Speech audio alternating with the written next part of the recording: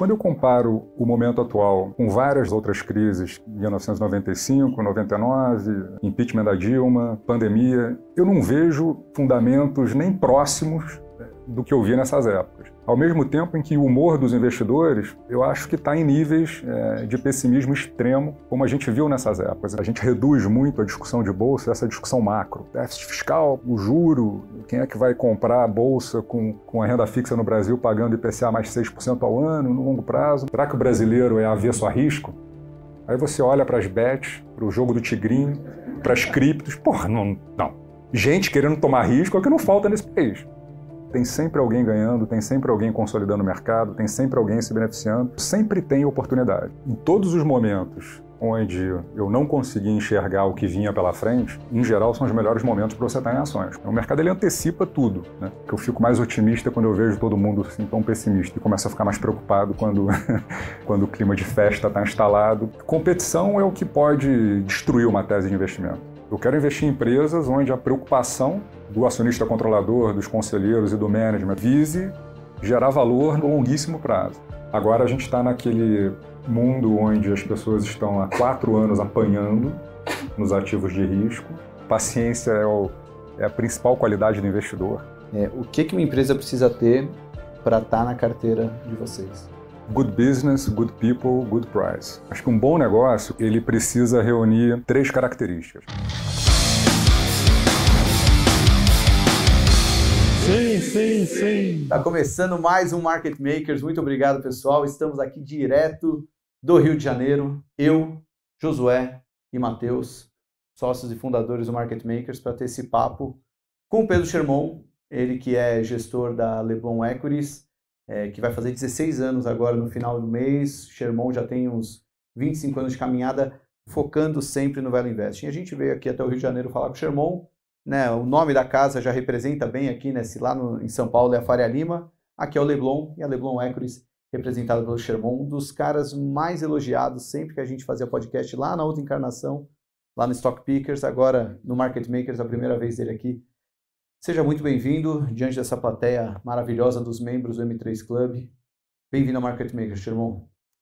Salomão, obrigado, prazer grande estar aqui.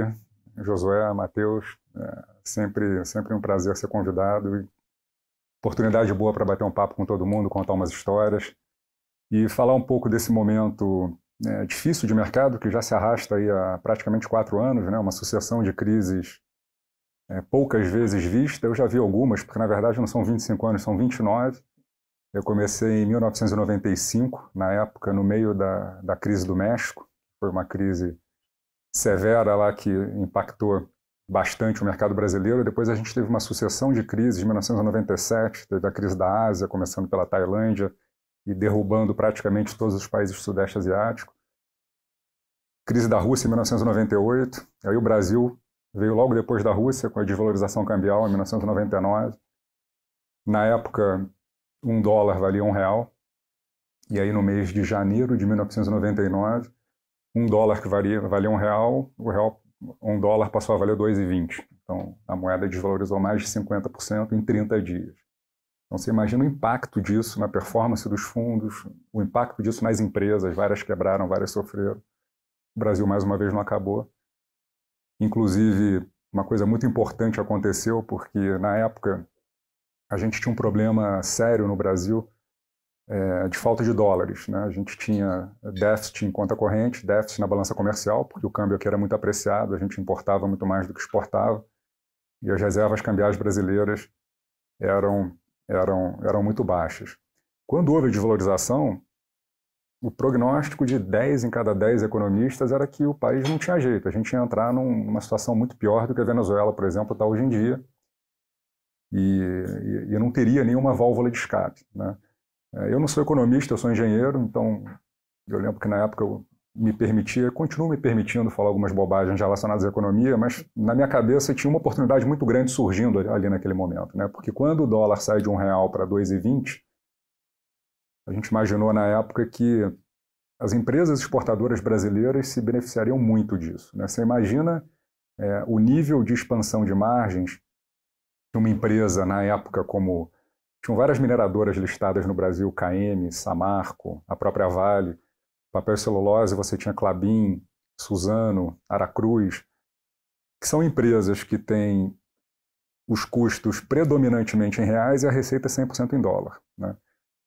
Então, você se acostumou a trabalhar com dólar 1 para 1, as empresas eram razoavelmente rentáveis naquele patamar, e aí do dia para a noite o dólar vai de 1 para 2,20. Quer dizer, a receita das empresas mais do que dobra e a base de custos permanece onde está. Isso faz com que o lucro muito mais do que o dobre, né? Porque você tem alavancagem operacional. Então, naquele momento, teve uma oportunidade grande também, que foi nas exportadoras brasileiras. Eu lembro que na época eu era gestor da IP na época ainda, e a gente até lançou um fundo para se beneficiar das empresas exportadoras no Brasil. Sempre tem oportunidade, né? A Bolsa, a gente reduz muito a discussão de Bolsa, essa discussão macro. Déficit fiscal poderia estar um pouco melhor, um pouco pior, o juro, quem é que vai comprar a Bolsa com a renda fixa no Brasil pagando IPCA mais 6% ao ano, no longo prazo, mas são 400 empresas na Bolsa, tem sempre alguém ganhando, tem sempre alguém consolidando o mercado, tem sempre alguém se beneficiando. E o nosso trabalho é tentar separar o que pode funcionar do que não pode funcionar. Pô, excelente introdução. Só fiquei preocupado porque talvez então tenha espaço aqui para piorar, né? Porque se a gente vê essas crises todas aqui, talvez a gente está longe de uma grande crise. Mas interessante também essa visão de que sempre vai ter uma oportunidade aí no mercado. Mate, está preparado para o papo? Com certeza. Viemos aqui para isso, né? Josué, a gente vai dividir o microfone, mas está preparado? Quase nunca, mas estamos aí. Bom, posso dar o start, então? Aí depois a gente vai levando, assim... queria que você falasse um pouco, acho que a sua introdução já foi bem legal para conectar um pouco o Velho Investing Tupiniquim, né? Que, bem ou mal, a gente se apega muito à visão das empresas, mas o fator macro pode ser determinante em um determinado momento, que o dólar sai ali de 1 para 2,5 e você vê nas exportadoras ali uma grande mudança de paradigma. Nesse momento atual, essa crise, como você bem disse, que se arrasta aí há alguns anos, como é que você está enxergando o mercado? Como é que você está encarando os investimentos da carteira? Se essa é uma crise que ainda pode piorar, o Brasil está preparado para não piorar e aqui agora estão as oportunidades, enfim. Pela sua experiência e vivência de mercado, como é que você está encarando esse momento? Eu falei que a gente está há 4 anos em uma sequência de eventos que vem pressionando muito o mercado de ações, né? Pandemia, guerras, uma eleição super polarizada, questões fiscais nos impactando aqui no dia a dia. Mas quando eu comparo o momento atual com várias dessas outras crises que eu passei ali desde 1995, 99, 2002 teve outra severa no Brasil, que foi a véspera ali da eleição do Lula, o dólar foi a R$4, 2008 subprime, impeachment da Dilma, pandemia. Eu não vejo fundamentos nem próximos do que eu vi nessas épocas. Ao mesmo tempo em que o humor dos investidores, eu acho que está em níveis de pessimismo extremo, como a gente viu nessas épocas. Então, eu acho que tem uma distorção relevante. Eu não vejo os valuations hoje em níveis tão estressados quanto nessas outras crises, mas você ainda consegue encontrar algumas histórias muito interessantes com múltiplos que, ao longo do ciclo, você não vai encontrar. Não é uma coisa generalizada, como foi lá em 99, 2002, 2008, mas eu acho que você tem ali algumas oportunidades bastante evidentes. Eu acho que principalmente nas empresas menores, e é natural, né, sempre nos ciclos, quando você está no momento mais deprimido, você começa a ter um acúmulo de prêmios de risco nos ativos, né? Então você começa, para chegar no preço justo de uma ação, você tem que começar ali com a taxa de juros de longo prazo, que é fator determinante na precificação. Hoje você tem uma NTNB longa pagando IPCA mais 6,5% ao ano para 30 anos. Né? Quer dizer, quando eu vou calcular o valor justo de uma empresa ou de uma ação, eu vou usar como ponto de partida a taxa livre de risco de longo prazo, que está elevadíssima. Né? Aí depois você vê o prêmio de risco de equity, absurdamente alto no Brasil hoje, principalmente quando você compara com os spreads de dívida corporativa, né? Que na minha visão são a bolha do momento aqui no Brasil. Então você pega uma empresa, às vezes, com um balanço estressado, conseguindo captar dinheiro no Brasil hoje é CDI mais 1, CDI mais 2% ao ano, porque você tem um fenômeno de migração para ativos de menor risco, né? E aí você tem toda a indústria estruturada de uma maneira que o incentivo é recomendar para o seu investidor uma alternativa menos volátil, uma percepção de risco baixa, porque você não marca o tempo todo ali a mercado. Então a gente vê hoje um equity risk premium, né? O prêmio que você recebe para comprar ações, principalmente quando você compara com o prêmio que a dívida corporativa paga hoje, em níveis altíssimos, né? Então, em cima do 6,5 de IPCA, você coloca um equity risk premium que é muito alto. E em cima desse equity risk premium, você tem um prêmio de liquidez hoje muito alto também. Isso acontece normalmente, né? Quando você está em momentos de maior pessimismo no ciclo econômico, as pessoas querem mais liquidez, as ações menos líquidas sofrem, e a diferença de valuation das small caps para as large caps, nesse momento, costuma ir para patamares muito elevados, como eu acho que está agora, né? Então você tem esse acúmulo de prêmios de risco para capturar, se você tiver paciência de esperar. Eu acho que paciência é a principal qualidade do investidor. Pode ter um QI elevadíssimo, pode ter se formado na melhor faculdade do mundo, você pode ser um gênio, mas se você não tiver paciência, você não vai a lugar nenhum, né, como investidor em ações, né? Acho que, colocando de maneira bastante simples, eu acho que racionalidade, disciplina e paciência são, acho que, as 3 qualidades que o investidor em ações precisa, e talvez a paciência seja a mais importante delas. Então, nesse nicho de small caps, hoje a gente vê várias oportunidades. As 2 maiores posições do fundo hoje são Priner e Mills, que são 2 small caps. A Priner é uma micro cap. Quando eu olho as 10 principais posições do fundo, ali nas top 10, a gente tem 4 small caps. E as small caps, hoje, somadas, representam praticamente 40% da nossa carteira. E a gente tem outras empresas mais líquidas que a gente gosta bastante, que passam lá nos nossos critérios todos para investir. Então a gente tem Suzano, a gente tem Redditor, a gente ainda tem Lojas Renner. Eu tenho Lojas Renner Bom, eu virei gestor em 2000, já tinha Lojas Renner. Então tem 24 anos aí que eu invisto em Lojas Renner. E aí você imagina a seguinte situação, né? Eu me tornei gestor na IP no ano 2000. Tinha 27 para 28 anos. Assumi ali aquela posição super inseguro, porque com 27, 28 anos você não tem ainda tanta experiência. Mas era, e continua sendo, né, uma gestora que é uma excelente formadora de pessoas, tinha uma filosofia bastante sólida. E uma das primeiras posições que eu mantive no fundo, porque eu já herdei o fundo foi a Lojas Renner. E aí eu fico imaginando, se alguém em 2000 chegasse para mim e dissesse: olha, eu tenho aqui uma bola de cristal, eu vou te contar algumas coisas. Nos próximos 24 anos, o Brasil vai crescer 1,5% ao ano. Mais ou menos o que a população brasileira vai crescer. Quer dizer, o PIB per capita vai ficar estagnado nos próximos 25 anos. Não vai ter expansão de renda significativa do consumidor. E a gente vai conviver aqui com uma taxa de juros real média nos próximos 25 anos da ordem de 10% ao ano, 8 a 10% ao ano. Agora está um pouquinho mais baixo, mas se você pegar os últimos 25 anos, provavelmente foi da ordem de 10% ao ano.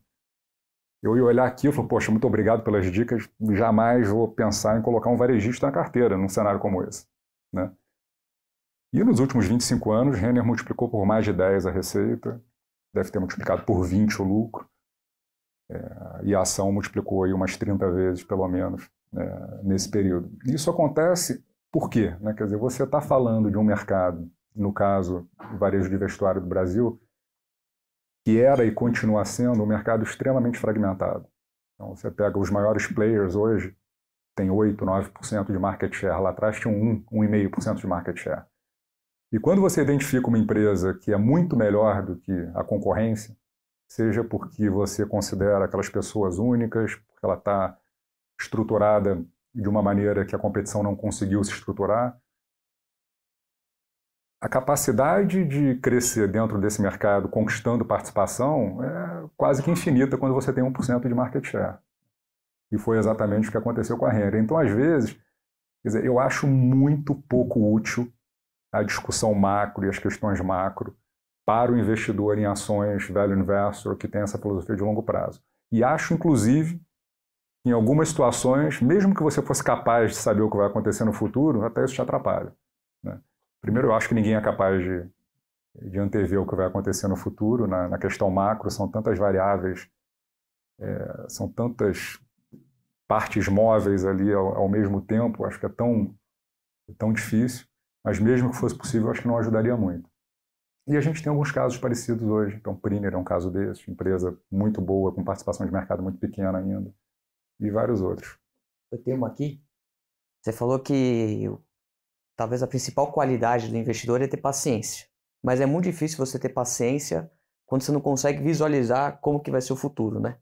Então, como ter paciência num cenário em que, sei lá, ninguém quer investir mais em ações, você tem diversas ofertas, até mesmo renda fixa, né? O investidor está topando comprar crédito privado e está amassando, né, os spreads. Então, como ter paciência num cenário como esse, que ninguém quer investir em ações? Eu tento lembrar que em todos os momentos onde eu não consegui enxergar o que vinha pela frente, em geral, são os melhores momentos para você estar em ações. Quando está tudo muito óbvio, final de 2019, IPOs acontecendo, taxa de juros no Brasil de 2%, o Brasil evidentemente que ia crescer. Isso está no preço dos ativos, né? As ações não ficam paradas esperando o céu ficar azul, e quando o céu ficar azul elas começam a subir. O mercado ele antecipa tudo, né? Vou contar uma história do que você falou. Eu comecei em 1995 na IP, e eu comecei como assistente de operador. Então, tinha um operador que comprava e vendia as ações, e eu era assistente, aquele cara que basicamente anotava ali o que o operador estava fazendo, né? Compramos não sei o quê, vendemos não sei o quê. E depois eu me tornei operador, depois eu me tornei trader, e na época, a IP, ela tinha um departamento de arbitragem. Isso acho que ninguém nunca contou essa história. Que fazia arbitragem com derivativos. Na época, a Telebrás era a maior empresa da Bolsa, chegou a representar 40% do índice Bovespa, a Telebrás. E nesse departamento a gente fazia basicamente delta hedge de opção de Telebrás contra índice futuro. Então, fiquei um ano fazendo isso, né? E podia se especular também, então operava índice futuro no intraday, mas parece uma maluquice, e na verdade, né? Porque dentro acho que a empresa que tem a cultura de longo prazo e fundamentalista talvez mais sólida aí do Brasil, mas na época fazia isso também. E eu lembro uma época onde a gente cismou, era eu e o Maurício Bittencourt, até que está na Velt agora, né, de fazer essas operações com índice. Porra, cara, só perdia dinheiro, né, o tempo todo errando, né, comprava achando que ia fechar melhor. Eu falei, cara, Maurício, vamos começar a fazer o contrário do que a gente acha, cara. Porque, pô, de repente vai dar certo. E vamos fazer o contrário do que a gente acha, a gente coloca um stop e vamos ver se funciona. Aí funcionou um pouquinho, depois parou de funcionar. Eu falei, cara, vamos parar com isso, que isso aqui realmente não funciona, e vamos voltar pro nosso velho Parece que tem uma câmera ali olhando o que você está fazendo. Então, quando você se sentir não aguento mais vendo as ações caindo o tempo todo, você pode ter certeza que você está muito perto de um momento onde você vai ter uma recuperação expressiva, porque se você está se sentindo dessa maneira, todos os outros investidores estão se sentindo dessa maneira. Isso aqui não tem jeito, né? Então, num momento como esse, quem é que está comprando ações massivamente no mercado brasileiro? Os empresários, as empresas. Eu fiz esse levantamento na semana passada. Das 15 maiores posições do Leblon Ações, 10 empresas estão recomprando ações, e estão recomprando ações de fato nos últimos 12 meses. A própria Mills, toda a sobra de caixa, ela tem usado para recomprar ações. Os controladores estão recomprando ações. Quem tem visão de longo prazo e quem eu acho que é até mais capaz de avaliar os ativos do que o investidor comum, que são as próprias empresas, nesse momento elas aproveitam para fazer esses investimentos. Então, hoje em dia, eu confesso que eu fico mais otimista quando eu vejo todo mundo assim, tão pessimista, e começo a ficar mais preocupado quando o clima de festa está instalado, porque a história mostra que a gente está próximo aí de mudança nessas horas, né? Sherman, eu anotei várias perguntas aqui para a gente comentar, mas antes você soltou aí empresas que passaram no nosso filtro. O que uma empresa precisa ter para estar na carteira de vocês? Super resumidamente, aí depois eu desenvolvo, né? good business, good people, good price. O que é um bom negócio? Acho que um bom negócio, começando pelo primeiro, né? Acho que um bom negócio ele precisa reunir 3 características. Quer dizer, a primeira é ter algum tipo de vantagem competitiva sustentável que você entenda. É o que o Warren Buffett chama de moat. E ele identifica, o Buffett na literatura, várias fontes possíveis de moat. Então a Suzano, por exemplo, a Suzano tem um moat claro, que é o fato de estar baseada em um país no hemisfério sul, onde a árvore cresce mais rápido do que cresce no hemisfério norte. Então, quando a Suzano planta o eucalipto dela, em 5 anos ela corta e está produzindo papel. Quando o grande competidor no mercado internacional planta, ele tem que esperar 20 anos para cortar e para produzir a celulose, que são os países nórdicos. Então, a gente naturalmente, por questões de disponibilidade de terra, água e sol, a gente vai ter um retorno do investimento mais rápido, e a consequência disso é que tanto Suzano quanto as empresas da Indonésia que estão numa latitude ou longitude, latitude parecida com a nossa, têm essa vantagem competitiva natural. Isso é um moat, e que a menos que você tenha um cataclisma climático global, ele vai continuar aí nos próximos 50, 100 anos. Tem empresas que têm esse moat porque tem uma marca muito forte, construíram uma relação quase que sentimental com os consumidores. Tem empresas que têm moat porque vendem um produto que é muito difícil você largar o produto. Então, a Souza Cruz, por exemplo, antigamente, empresa de cigarro, chegou a ser uma das maiores posições minhas quando eu comecei a gerir o fundo IP Participações. Esse é o óbvio, né? Hoje eu não investiria numa empresa como essa mais, mas o consumidor é viciado, ele não consegue sair. Software, né? Acho que, não sei se vocês já experimentaram mudar de Microsoft para Google, no e-mail, alguma coisa que o valha. A gente está fazendo isso atualmente lá na Leblon. E é um problema, né? É um problema grande. Tem uma questão de custos e uma maior eficiência teórica, mas quando você se acostuma a usar determinado software ou determinado sistema, mudar é um custo muito grande. E as empresas que vendem software sabem disso, então elas têm uma capacidade de precificação muito grande.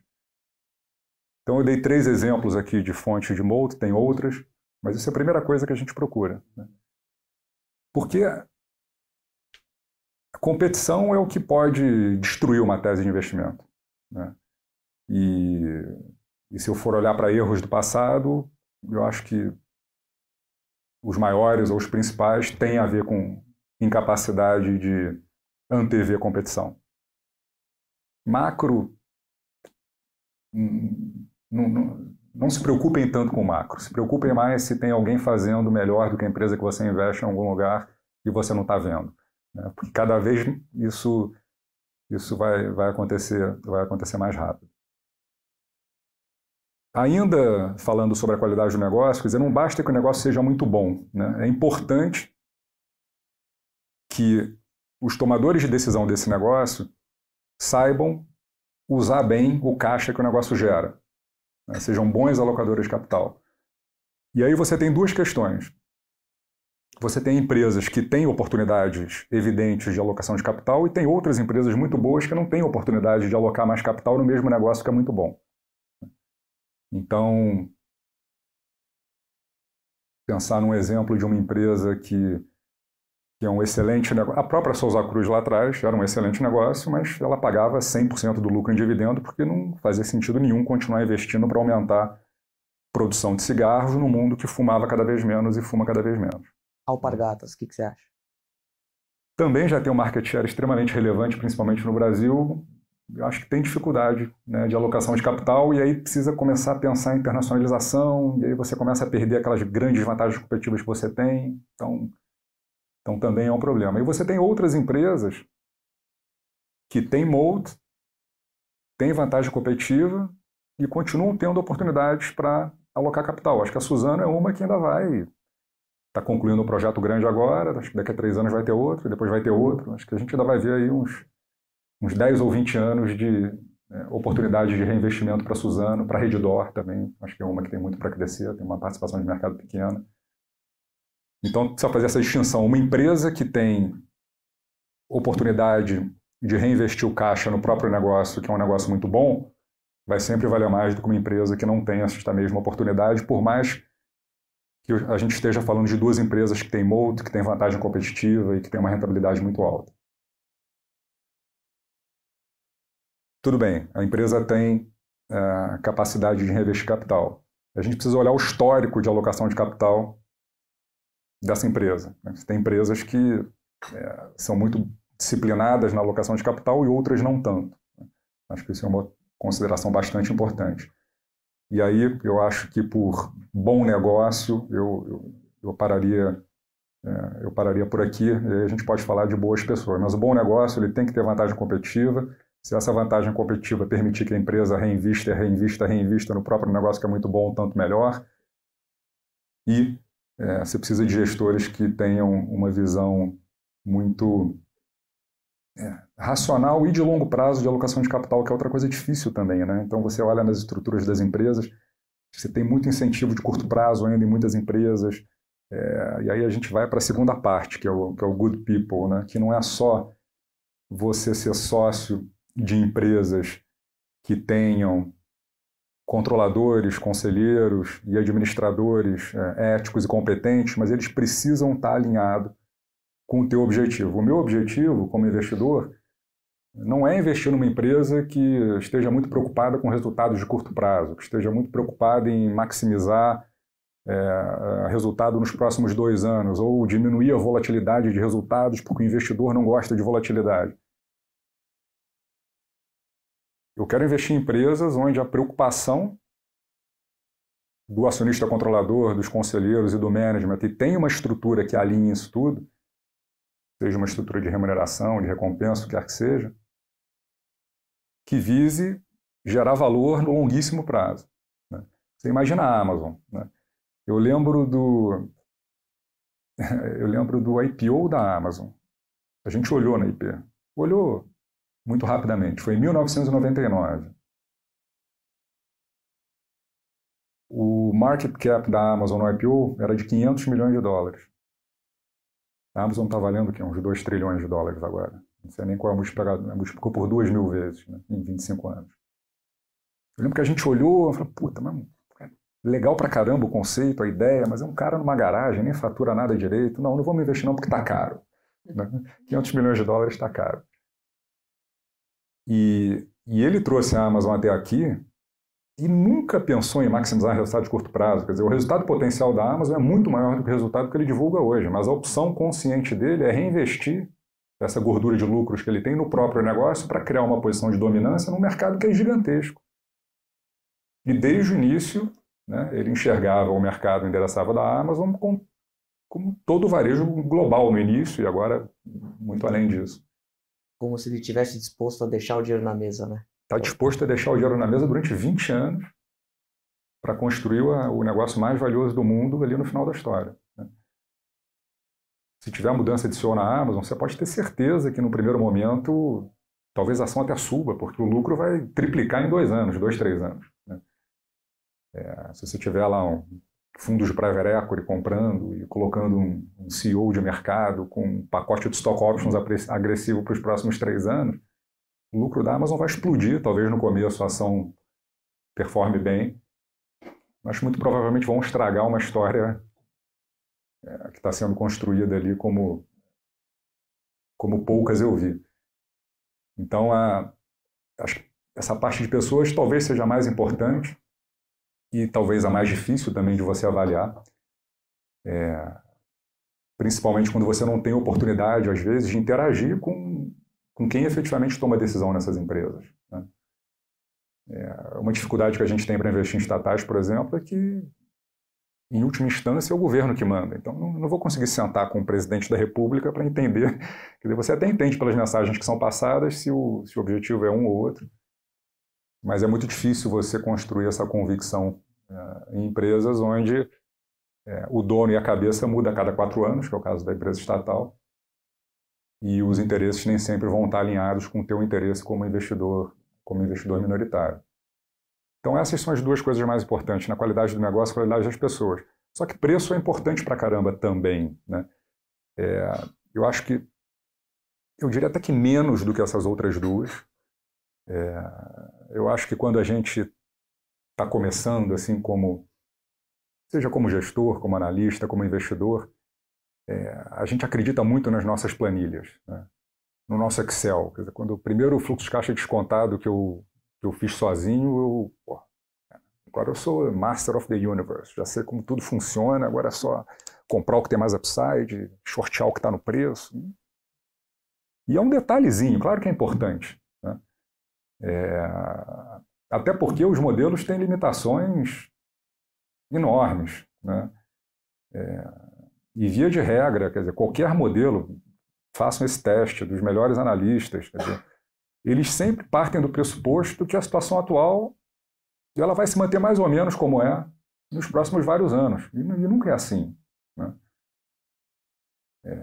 É preciso que tenha assim, um insight, uma visão muito forte para você ter uma projeção de analista que destoe completamente do que foi o último resultado daquela empresa. Em geral, é o quadro atual levado ali com um ajuste ou outro de ganho ou perda de margem, enfim. Mas quando você começa, eu acho que você coloca um peso muito grande nisso, até porque você tem uma capacidade muito pequena em avaliar a qualidade dos negócios e a qualidade das pessoas. E ao longo do tempo você vê que isso é muito mais importante, né? Então, se eu encontrei uma empresa que eu acredito que tem uma vantagem competitiva sustentável pelos próximos vários anos, essa empresa é gerida e tem sócios que estão 100% alinhados no objetivo de construir o negócio mais valioso e sustentável possível no longo prazo. Se eu vou pagar 20 vezes de lucro ou 15, claro que eu vou preferir pagar 10. Não vai fazer tanta diferença assim, né? Se essa empresa for capaz de crescer resultado e compor 15, 20% ao ano de crescimento de lucro, e eu estou disposto a ficar 10 anos nessa empresa, você imagina, se eu compro a 20 ou a 10 vezes, digamos que eu seja um péssimo trader, acho que muito provavelmente sou, comprei a 20 vezes de lucro e vendi daqui a 10 anos a 15 vezes de lucro, ou a 10 vezes de lucro, mas no meio do caminho a empresa teve o seu lucro aumentado 20% ao ano. Eu não vou ter ganho 20% ao ano, porque eu tive essa arbitragem negativa no múltiplo, mas não vai ser 20% ao ano, vai ser 18% ao ano. 18,5% ao ano. Está ótimo, né? E, em geral, claro que você tem momentos de mercado como agora que você consegue encontrar múltiplos baixos em empresas boas, quando o mercado está muito estressado. Mas, na grande maioria, o múltiplo é baixo por um motivo, né? E é impressionante como as empresas não muito boas, elas, via de regra, costumam trazer ao longo da jornada notícias não muito boas. E as empresas muito boas, ao longo do tempo, costumam trazer notícias muito boas que você, como analista, é incapaz de colocar no modelo de projeção. Incapaz. Eu não vi nenhum analista 25 anos atrás imaginando que a Renner sairia de 1 para 10% de market share. Então, a Priner anunciou um M&A há 2 meses atrás. A gente comprou uma empresa relevante, quase 40% do tamanho da Priner, num mercado que é o mercado de montagem eletromecânica, que é um serviço de engenharia até mais complexo do que o serviço que a Priner presta hoje, então é um mercado de maiores margens. E ela conseguiu comprar pagando menos de 5 vezes o lucro numa transação que foi 2/3 financiada pelo vendedor, a CDI. Não tinha isso no modelo de projeção há 6 meses atrás. Só que as boas empresas, elas sempre demonstram uma capacidade desproporcionalmente grande de trazer boas notícias. Então, preço é importante, mas quando a gente compara com qualidade do negócio e qualidade das pessoas, é um pouco menos. Nessa parte de qualidade das pessoas, eu quero fazer 2 perguntas em uma. Primeira, quanto tempo, em média, demora para você conseguir fazer uma avaliação das pessoas? Se isso é rápido, às vezes o negócio é tão bom e o preço é tão bom que depois eu conheço melhor as pessoas. E a segunda pergunta é como não se enviesar, como não até criar um vínculo, se apaixonar mesmo pela empresa por tanto tempo, uma boa relação, conhece as pessoas. acredita nelas. Como dissociar o vínculo pessoal até admiração profissional do investimento? Sem dúvida, essa a avaliação das pessoas é a parte mais difícil e não tem uma receita de bolo, um prazo. Quer dizer, às vezes, em uma conversa ou duas conversas, porque você já conversou com muita gente, cara, não sei se eu quero estar aqui nessa empresa, não gostei muito da maneira como tal assunto foi abordado. Tem as empresas que você, quando vai conversar com o CEO, quando vai conversar com o CFO, você tem aquela sensação de que estão contando uma história para você que não necessariamente é o que está de fato acontecendo e estão querendo te fazer acreditar em alguma coisa. Eu acho que nos processos de IPO isso acontece demais. E eu já participei dos processos de IPO dos dois lados, porque a gente fez algumas transações de private equity ao longo desses anos. Então eu já contratei banco para fazer IPO de empresa que eu investia, já participei de roadshows de empresas que queriam fazer o IPO. E é um processo muito viesado contra o investidor. Porque você tem, na preparação para um IPO, você tem dezenas de mentes inteligentes, brilhantes, que conhecem aquela empresa muito bem, seja o próprio empreendedor, sejam os bancos que estão assessorando, pensando em qual é o melhor ângulo possível para eu contar essa história e maximizar a chance do IPO acontecer e no melhor preço possível, porque tem, em geral, um incentivo financeiro para que isso aconteça. E da mesma maneira que você não tem nas empresas, em algumas empresas, essa preocupação com a construção de valor no longo prazo, nos ciclos de mercado de capitais, e eu já vi alguns no Brasil, eu acho que essa preocupação ela praticamente não existe. Uma preocupação com curadoria das empresas que eu estou trazendo a mercado e que o valuation seja correto para construir um track record de que quem compra IPO no Brasil tem uma experiência positiva, para que seja algo mais duradouro. Isso é utopia. Na prática, naquele momento, todo mundo quer maximizar o resultado. E você fica ali numa situação de processo curto, você tem pouco tempo para fazer diligência, e a consequência disso é que a gente costuma participar de pouquíssimos IPOs, porque, via de regra, você está numa posição de desvantagem para entender exatamente o que está acontecendo. Às vezes, algumas demonstrações, e aí não são nem demonstrações de uma tomada de decisão mirabolante na empresa que o CEO tomou, que faz com que você ganhe confiança.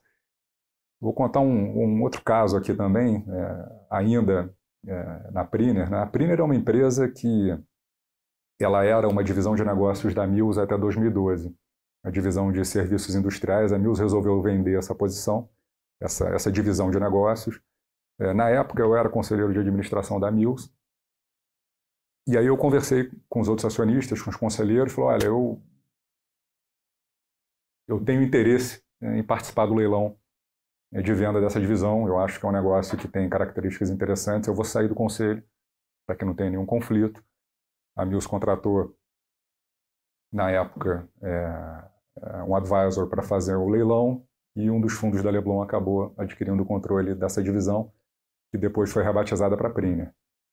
E desde o dia 1, lá em 2013, quando a empresa nem existia, porque a gente comprou uma divisão de negócios, então a gente teve que abrir um CNPJ, transferir todos os contratos da Mills para a Priner, reconquistar todas as certificações para prestar serviços para os clientes, porque você não pode subir numa plataforma de petróleo para fazer um tratamento de superfícies sem que você tenha uma série de certificações, seja do cliente, seja de órgãos externos, isso tudo precisou ser reconquistado. E desde o dia 1, o CEO dessa empresa é o atual CEO, que é o Túlio, que é um cara super comprometido, qualidades e defeitos como todos nós, mas ele é um cara que no ano de 2017, no final do ano de 2017, que foi um ano difícil para a Priner, porque a gente fez foi a primeira aquisição que a gente fez em 2017, e foi uma aquisição grande. Então a gente na época faturava 150 milhões de reais, a gente comprou uma empresa chamada Smart Coat, que faturava 70, era metade do nosso tamanho. E essa empresa veio com um contrato muito ruim na carteira. Era uma prestação de serviço no offshore, era um contrato de 2 anos, mas ele tinha um risco muito grande, porque todo o risco de intempéries marítimas era da empresa contratante, então se o mar tivesse de ressaca durante um mês e o flotel dos funcionários não pudesse se acoplar na plataforma, eu estava pagando os funcionários e não estava recebendo nada mais por isso. Esse contrato causou um prejuízo grande ali para essa empresa adquirida.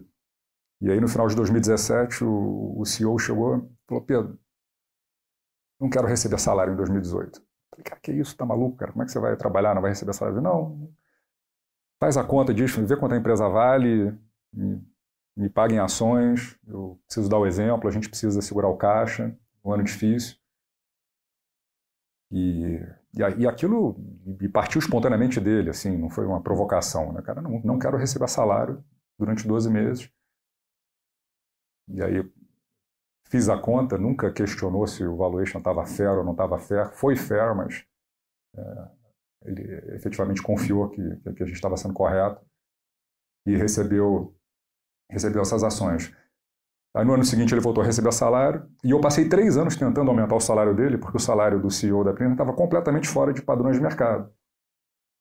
E isso, evidentemente, que não é saudável para a empresa, porque eu começo a ficar à mercê do ataque de um concorrente, até da motivação pessoal dele, mas ele não permitia que o salário fosse aumentado enquanto a empresa não tivesse um nível de rentabilidade que ele julgasse conveniente. E, enfim, conseguimos fazer esse aumento, mas é uma demonstração, e ele ainda é um pouco assim. Então, ano passado, eu estou no escritório e, de repente, eu recebo uma foto no WhatsApp, era ele dentro do ônibus da aviação Cometa indo para São Paulo. Eu falei: cara, você enlouqueceu? O que houve? Não, a reunião foi marcada ontem, estava R$5.000 a passagem, eu vim de ônibus. Ficou legal, mas pelo menos manda para a empresa inteira essa foto para ter um efeito positivo, mas também não precisamos chegar a tanto, etc. Então, tem esses casos extremos, mas isso dá uma confiança bastante grande. Quer dizer, quanto é que vale isso, né? Essa confiança e esse alinhamento. Então, essa é a parte mais, eu acho que mais sensível, que tem menos receita de bolo, né? Na Mills, por exemplo, eu vivi 2 momentos distintos no que se refere à qualidade da governança do processo de tomada de decisões, à transparência. Porque uma coisa que acontece muito nas empresas, e isso acho que foi um aprendizado importante, porque faz parte da nossa filosofia de investimentos, além desse critério de selecionar negócios bons, pessoas boas, preço adequado, a gente costuma participar mais ativamente de alguns dos investimentos que a gente faz. Então, desde que a gente começou o fundo lá em 2008, a gente sempre manteve uns 15%, 20% da carteira do fundo investido em empresas onde a gente estava no conselho de administração, onde a gente efetivamente participava ali do órgão máximo de administração da companhia. A gente acha que isso tem um valor muito grande, muito mais de aprendizagem para a gente do que qualquer outra coisa. Claro que a gente pode contribuir com uma boa ideia aqui, uma boa ideia ali, mas a gente aprende muito mais do que ensina quando está num conselho. Não só sobre o negócio, mas principalmente sobre as pessoas e sobre o processo de tomada de decisão. E eu já participei de mais de 10 conselhos aí nesses últimos 20, 25 anos, e uma coisa que é muito clara para mim é que quando o management, a presidência, a diretoria querem enganar o conselho, eles enganam.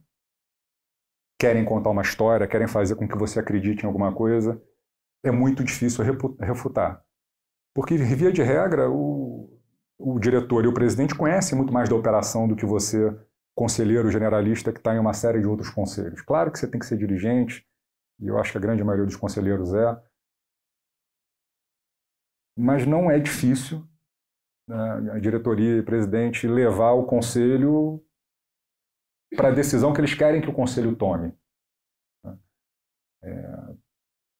E aí a gente teve situações ali distintas no caso da Mills. A Mills teve uma história, é uma história fantástica também.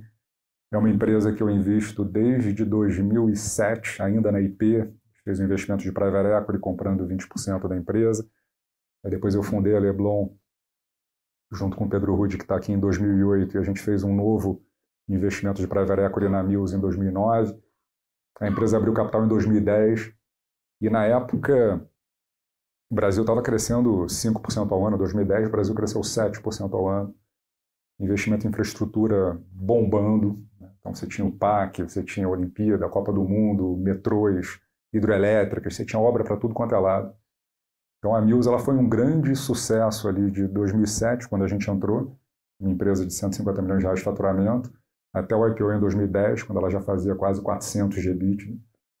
E até 2013 foi a ladeira acima. Então o IPO aconteceu a R$10, a ação chegou a 35. A gente vendeu a nossa posição antes disso, entre 25 e 30 reais, a gente vendeu a nossa posição. Mas no final, 2012 e 2013, a gente tinha uma situação de não perfeito alinhamento de interesses. E por quê? O management, na ocasião, tinha um pacote de stock options bastante agressivo. E o management aprendeu que o mercado gostava quando eles diziam que iam aumentar o investimento, iam aumentar o CAPEX.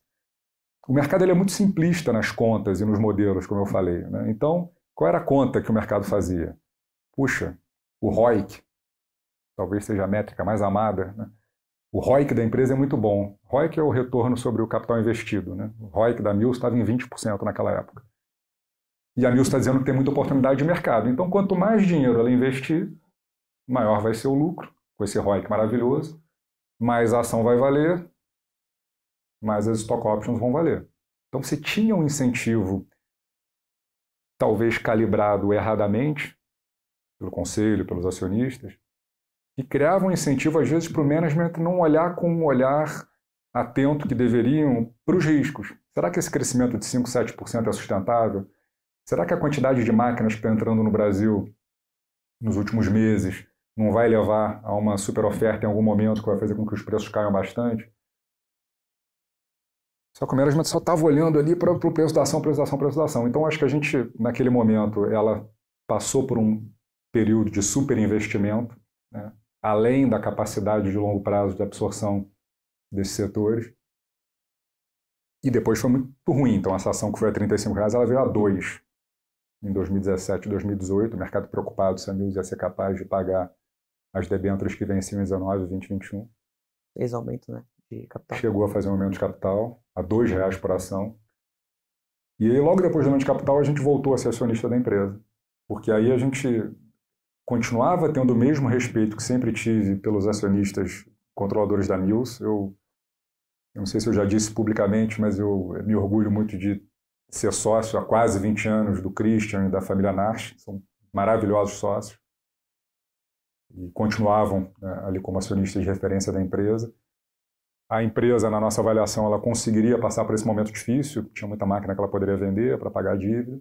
E esse negócio é cíclico, em algum momento ia voltar, e ela certamente aprendeu com esse erro do passado. Quer dizer, hoje, quando a gente conversa, e hoje eu estou de volta lá no Conselho da Mills, e quando a gente tem as nossas reuniões de planejamento estratégico, de orçamento, a discussão é tão transparente, né? É tão tranquilizador você ir para uma reunião de planejamento estratégico, fazer algumas perguntas para o diretor do segmento de linha amarela, para o diretor do segmento de infraestrutura. E ele voltar para você e falar, olha, eu não sei, eu não tinha pensado nisso. De fato é um risco, vou analisar melhor. Então é uma conversa tão transparente, isso dá uma segurança muito grande, né? Porque tem muita empresa que você faz as perguntas e eles têm resposta para tudo, né? Sempre tem uma explicação, não, isso a gente já viu, não se preocupa com isso. E às vezes ele nem pensou naquilo ainda, mas o automático do ser humano é querer mostrar que que sabe, que está ciente, que está alerta. Então isso eu acho que tem um valor muito grande. E é um tremendo no intangível que eu estou falando. Como é que você coloca isso no modelo de projeção? É muito difícil, né? É muito difícil. Ô Pedro, você está há tanto tempo no mercado e acho que quando a gente olha a questão de boas empresas, né, fica muito claro o que olhar, características que você pode olhar para determinar uma boa empresa enquanto negócio, né, um bom negócio. Essa parte das pessoas, como você mesmo disse, ela não é tão fácil. E quando a gente vai olhar a literatura do que já foi produzido sobre isso, né, tem muitos livros, e acredito que você já leu todos eles, mas olhando para o Brasil em específico, de tudo que você já investiu e já vivenciou e presenciou no mercado, o que você olha para as características de um bom executivo, de um bom empresário brasileiro aqui no Brasil, o que você considera uma pessoa certa, né, trazendo um pouco do que é escrito pelo Jim Collins, pelo Jack Welch. O que é uma pessoa certa no Brasil em termos de execução de negócio? Eu acho que tem que ter mentalidade de dono, é muito importante. Não significa necessariamente que a empresa precise ter um acionista controlador que impõe ali aquela visão e aquela forma de fazer. A Renner, por exemplo, durante muito tempo, ela foi uma corporation, tinha o Gallo ali como principal executivo, e era ele quem tinha a visão e quem levava a empresa toda ali com ele, né? Então, acho que essa mentalidade de dono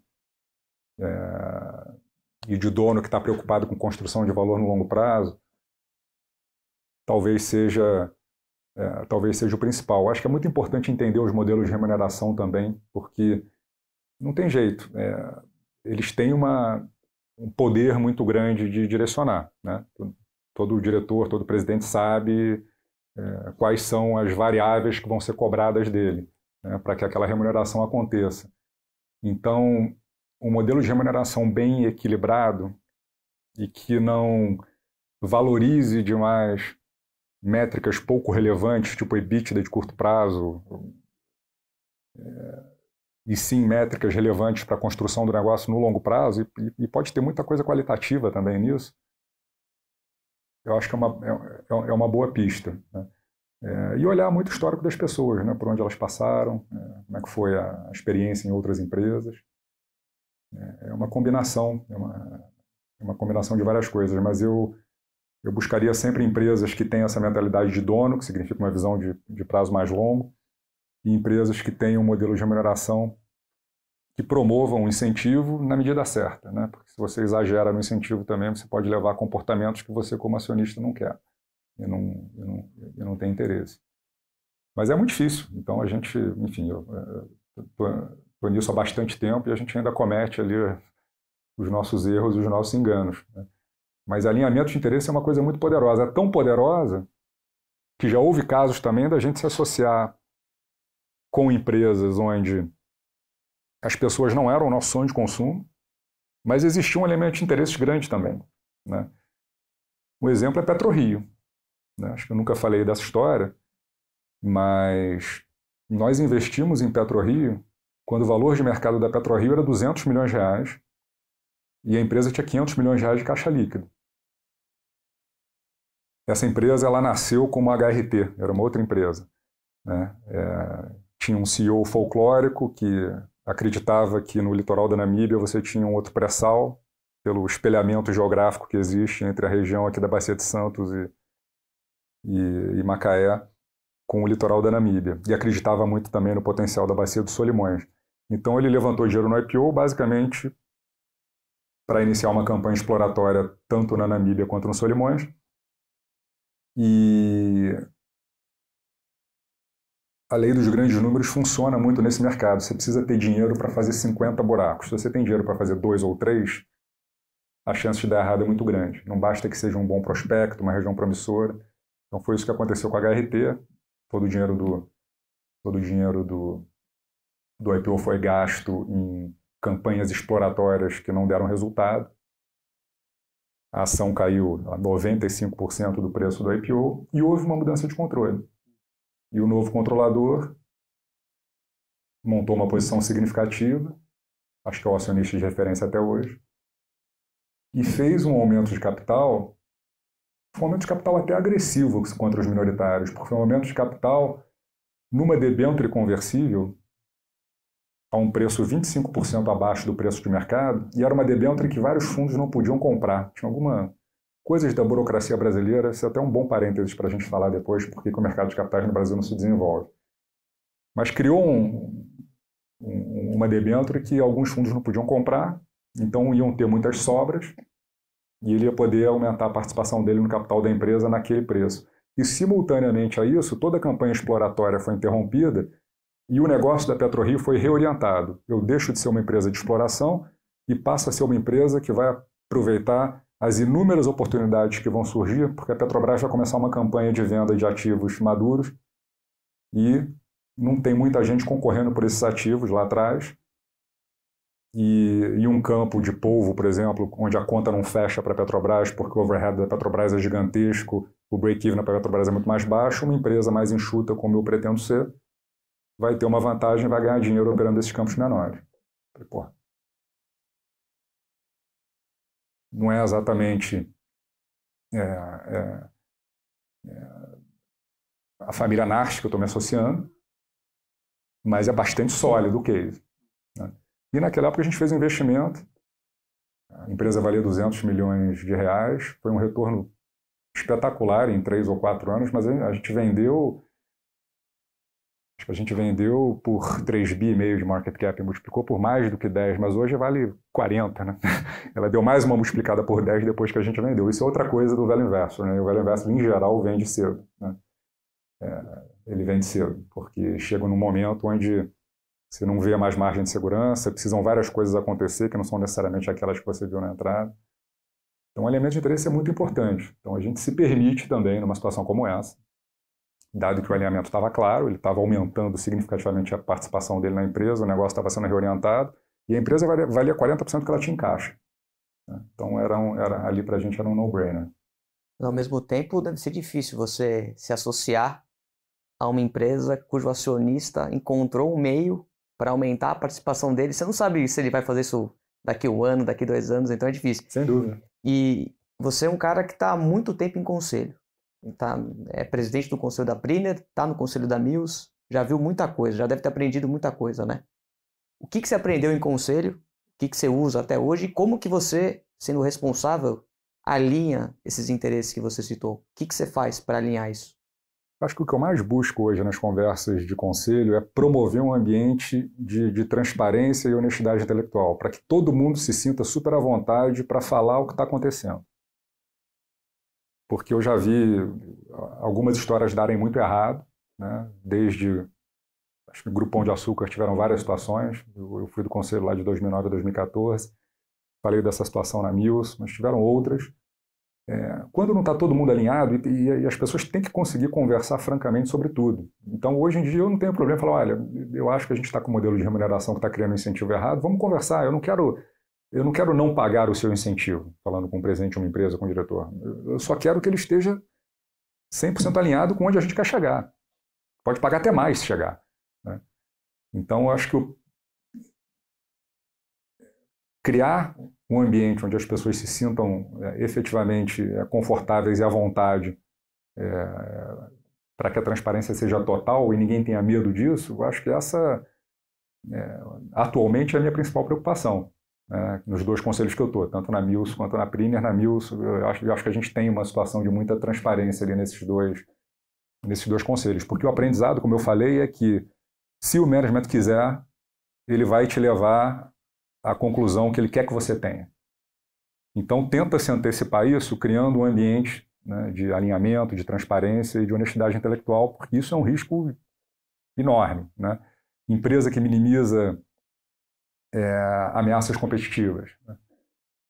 O mundo está mudando numa velocidade que a gente não está acostumado a ver. Então, hoje em dia, eu olho para a minha carteira assim e falo, caramba, tem ameaça de todo lado, por mais que a gente se esforce, né, para investir nessas empresas que têm os moats, que têm as vantagens, mas você tem ameaça para tudo quanto é lado. A gente estava olhando Localiza há pouco tempo atrás, porque a ação caiu demais, em função de resultado abaixo do que o mercado esperava, basicamente em função de uma depreciação dos veículos usados maior do que todo mundo esperava até 3, 6 meses atrás. É uma empresa muito boa, tem um histórico muito bom, mas existem ameaças também para esse negócio. Né? O negócio da Mills, hoje, o principal negócio nosso é o aluguel de máquinas leves. Né? Um risco importante é a entrada das máquinas chinesas no mercado brasileiro. É impressionante a velocidade com que a indústria chinesa está se qualificando e está fazendo equipamentos. E aí eu estou falando desde carro popular até plataforma de petróleo, né? Com a qualidade cada vez melhor e o preço ainda bastante competitivo. Né? Aquela noção de que... E depreciação, é difícil também estimar, né? Mas essa visão ela ainda está muito consolidada. Bem, a China é baratinho, mas o produto é de qualidade pior, ou quando tiver que revender não vai ter uma revenda. Quando precisar de autopeças, porque a máquina parou, você não vai ter a representação. Eu acho muito perigosa essas simplificações porque fazem com que as empresas fiquem muito tranquilas numa posição de que eu não estou ameaçado, quando na verdade está. Você sabe quanto é que custa um carro popular na China? Igual esses carrinhos, né, que você tem aqui. Quanto é que custa um HB20? Custa R$100 mil, $20 mil. Um equivalente na China, vidro elétrico, ar, direção, painel, multimídia, etc., $4.500. $4.500. Então a gente não é competitivo. E esse mercado só sobrevive em função da barreira tarifária. Eu quero estar investido numa empresa que amanhã pode ver todo o seu ativo valer metade do que vale hoje? Tudo bem. Vai tomar uma pancada, no segundo momento vai comprar também esses carros e vai se adaptar, é uma boa empresa, vai sobreviver. Mas é um risco relevante, né? Porque um HB20 hoje, com 1 ano e meio de uso, só vale R$80 mil, porque o novo vale 100. Agora, se entra um chinês comparável por $5 mil, $6 mil aqui no Brasil, essas centenas de milhares de carros que a Localiza tem vão valer muito menos, né? E é o que está acontecendo. Que é o que está acontecendo. E vai acontecer cada vez mais. As 3 montadoras chinesas somadas, eu acho que em 3 anos vão ser a maior montadora do Brasil. Há 3, 4 anos atrás, elas tinham 0 de participação de mercado. Hoje as 3 somadas têm 7, 8%, depende do número, da informação, da fonte que você checa. Os líderes têm 15, 16. Então eles estão entrando com uma velocidade muito grande. Na Mills, a gente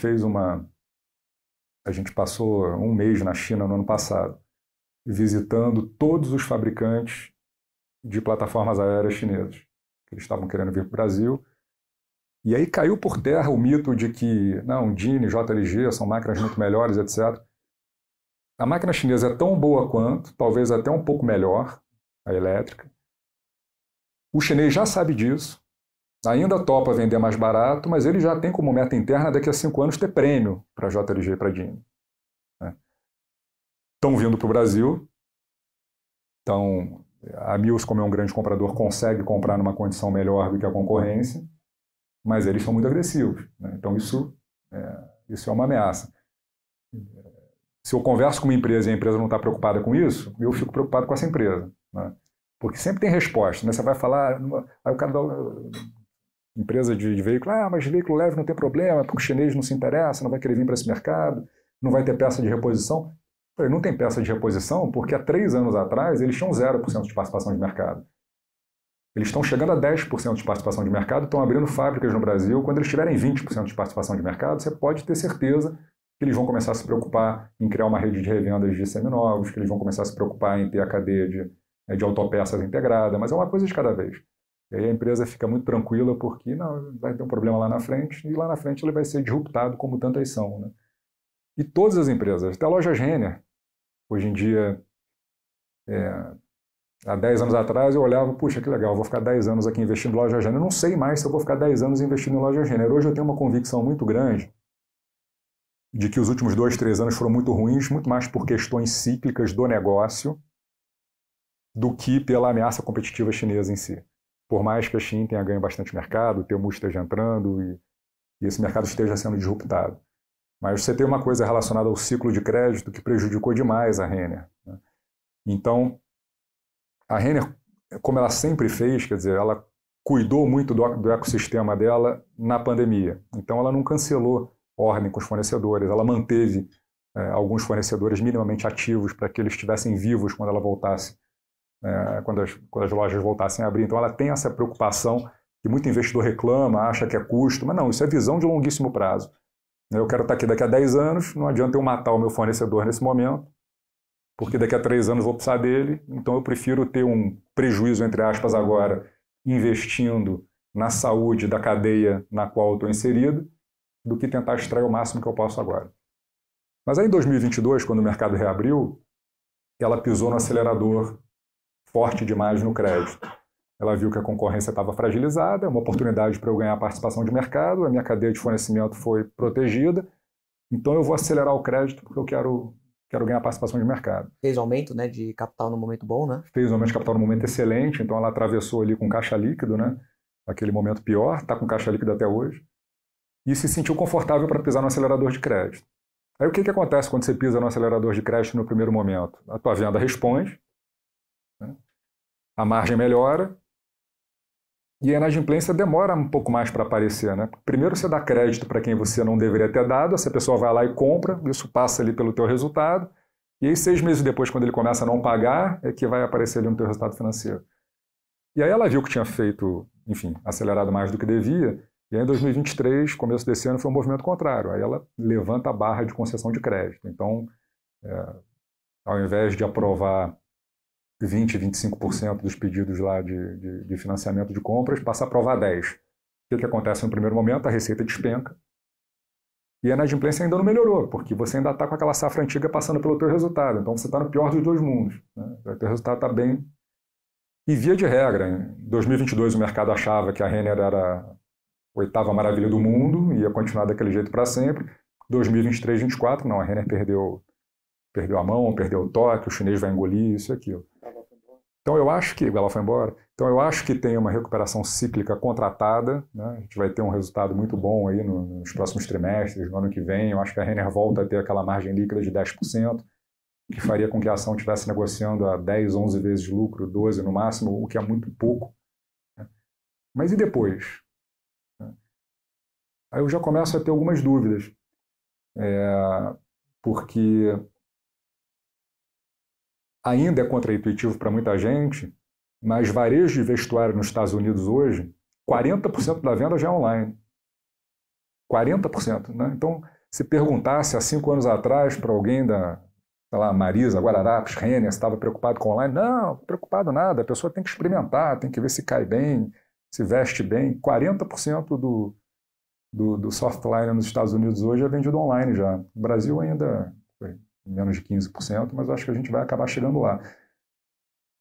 E eu tenho sérias dúvidas se a Renner é a ganhadora nesse ambiente. Sérias dúvidas, né?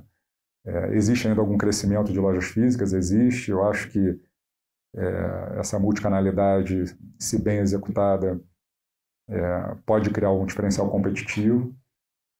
Todo o investimento em logística e CD que foi feito, acho que vai ajudar a Renner nos próximos anos, mas eu tenho muito mais convicção de que os próximos 12 meses serão bons do que os próximos 10 anos. E isso me preocupa, porque, em geral, não é um bom motivo para você, né, continuar animado com uma história, né? Em geral, eu erro quando eu estou preocupado com longo prazo, mas eu acho que os próximos 12 meses... isso é perigoso. Então, a gente tem conversado bastante sobre isso recentemente. Legal que você foi perguntando e respondendo as coisas sobre Renner, que era a minha grande dúvida que eu não tinha notado, né? Good Business, não sei se de fato ela vai ser no futuro, né? O Good People, acho que teve um momento marcante com o Galó, e não sei o quanto você coloca na conta esse momento ruim dela nesse ciclo de transição, que acho que é até natural para uma grande empresa, mas acho que você já foi respondendo. Eu queria só trazer das coisas que você falou no começo, eu fui anotando aqui, porque não posso esquecer de perguntar. A próxima bolha está aí. Quando você falou rapidamente sobre fechamento de spread no mercado de crédito, o que você está vendo nesse mercado que te preocupa? E assim, já jogando um disclaimer, a gente já até noticiou isso no Market Makers, num episódio recente que vieram 2 analistas de fundos e eles falaram que estão cautelosos, bom, usar um termo um pouco mais pesado, para o mercado de fundos de crédito de alta liquidez. São aqueles fundos que têm D+1, D+10, porque pode ter uma correção por conta do movimento dos spreads de crédito e eles estão um pouco preocupados. Fizeram até uma analogia de... É quase como um fundo de ação captasse muito dinheiro no momento que os valuations já estão muito caros as ações e não tem onde investir. Então, você tem aquele problema de captou demais no momento que o mercado já não está tão bom para investir. Eu acho que isso está acontecendo. E sempre acontece quando você tem alguma situação extrema, né? Então, em 2019, todos os fundos de ações estavam captando dinheiro todo dia, toda semana. Todas as assets estavam no seu all-time high de patrimônio sob gestão, no momento em que os valuations estavam, para a grande maioria das empresas, quase que proibitivos. Agora a gente está naquele mundo onde as pessoas estão há 4 anos apanhando nos ativos de risco, né, com uma outra exceção. fundos de ações, multimercado. E aí vem a promessa, né, de um retorno interessante, mas não é interessante por causa do risco corporativo, é interessante porque o CDI é alto pra caramba, né?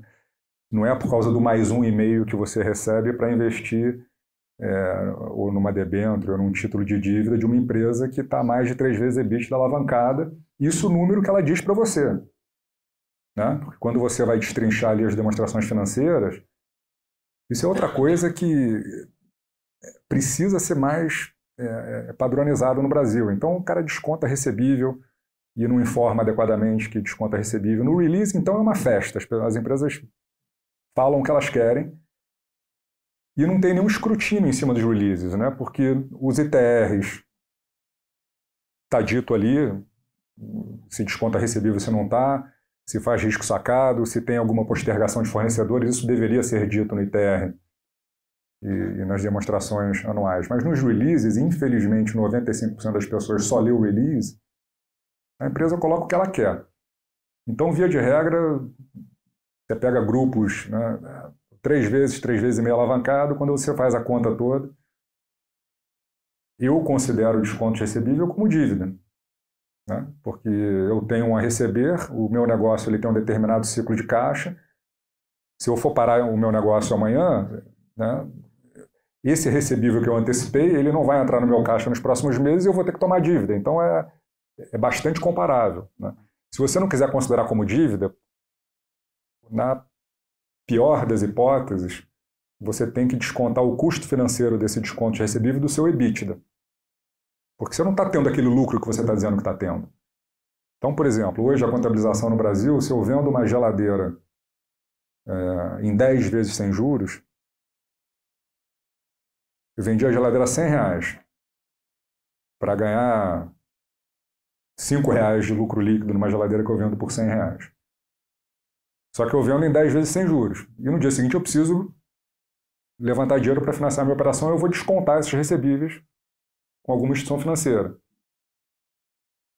10 meses, com duration de 5, na melhor das hipóteses eu vou descontar esses recebíveis aceitando 6% de custo para fazer isso. Então eu não vendi a geladeira por 100, eu vendi por 94.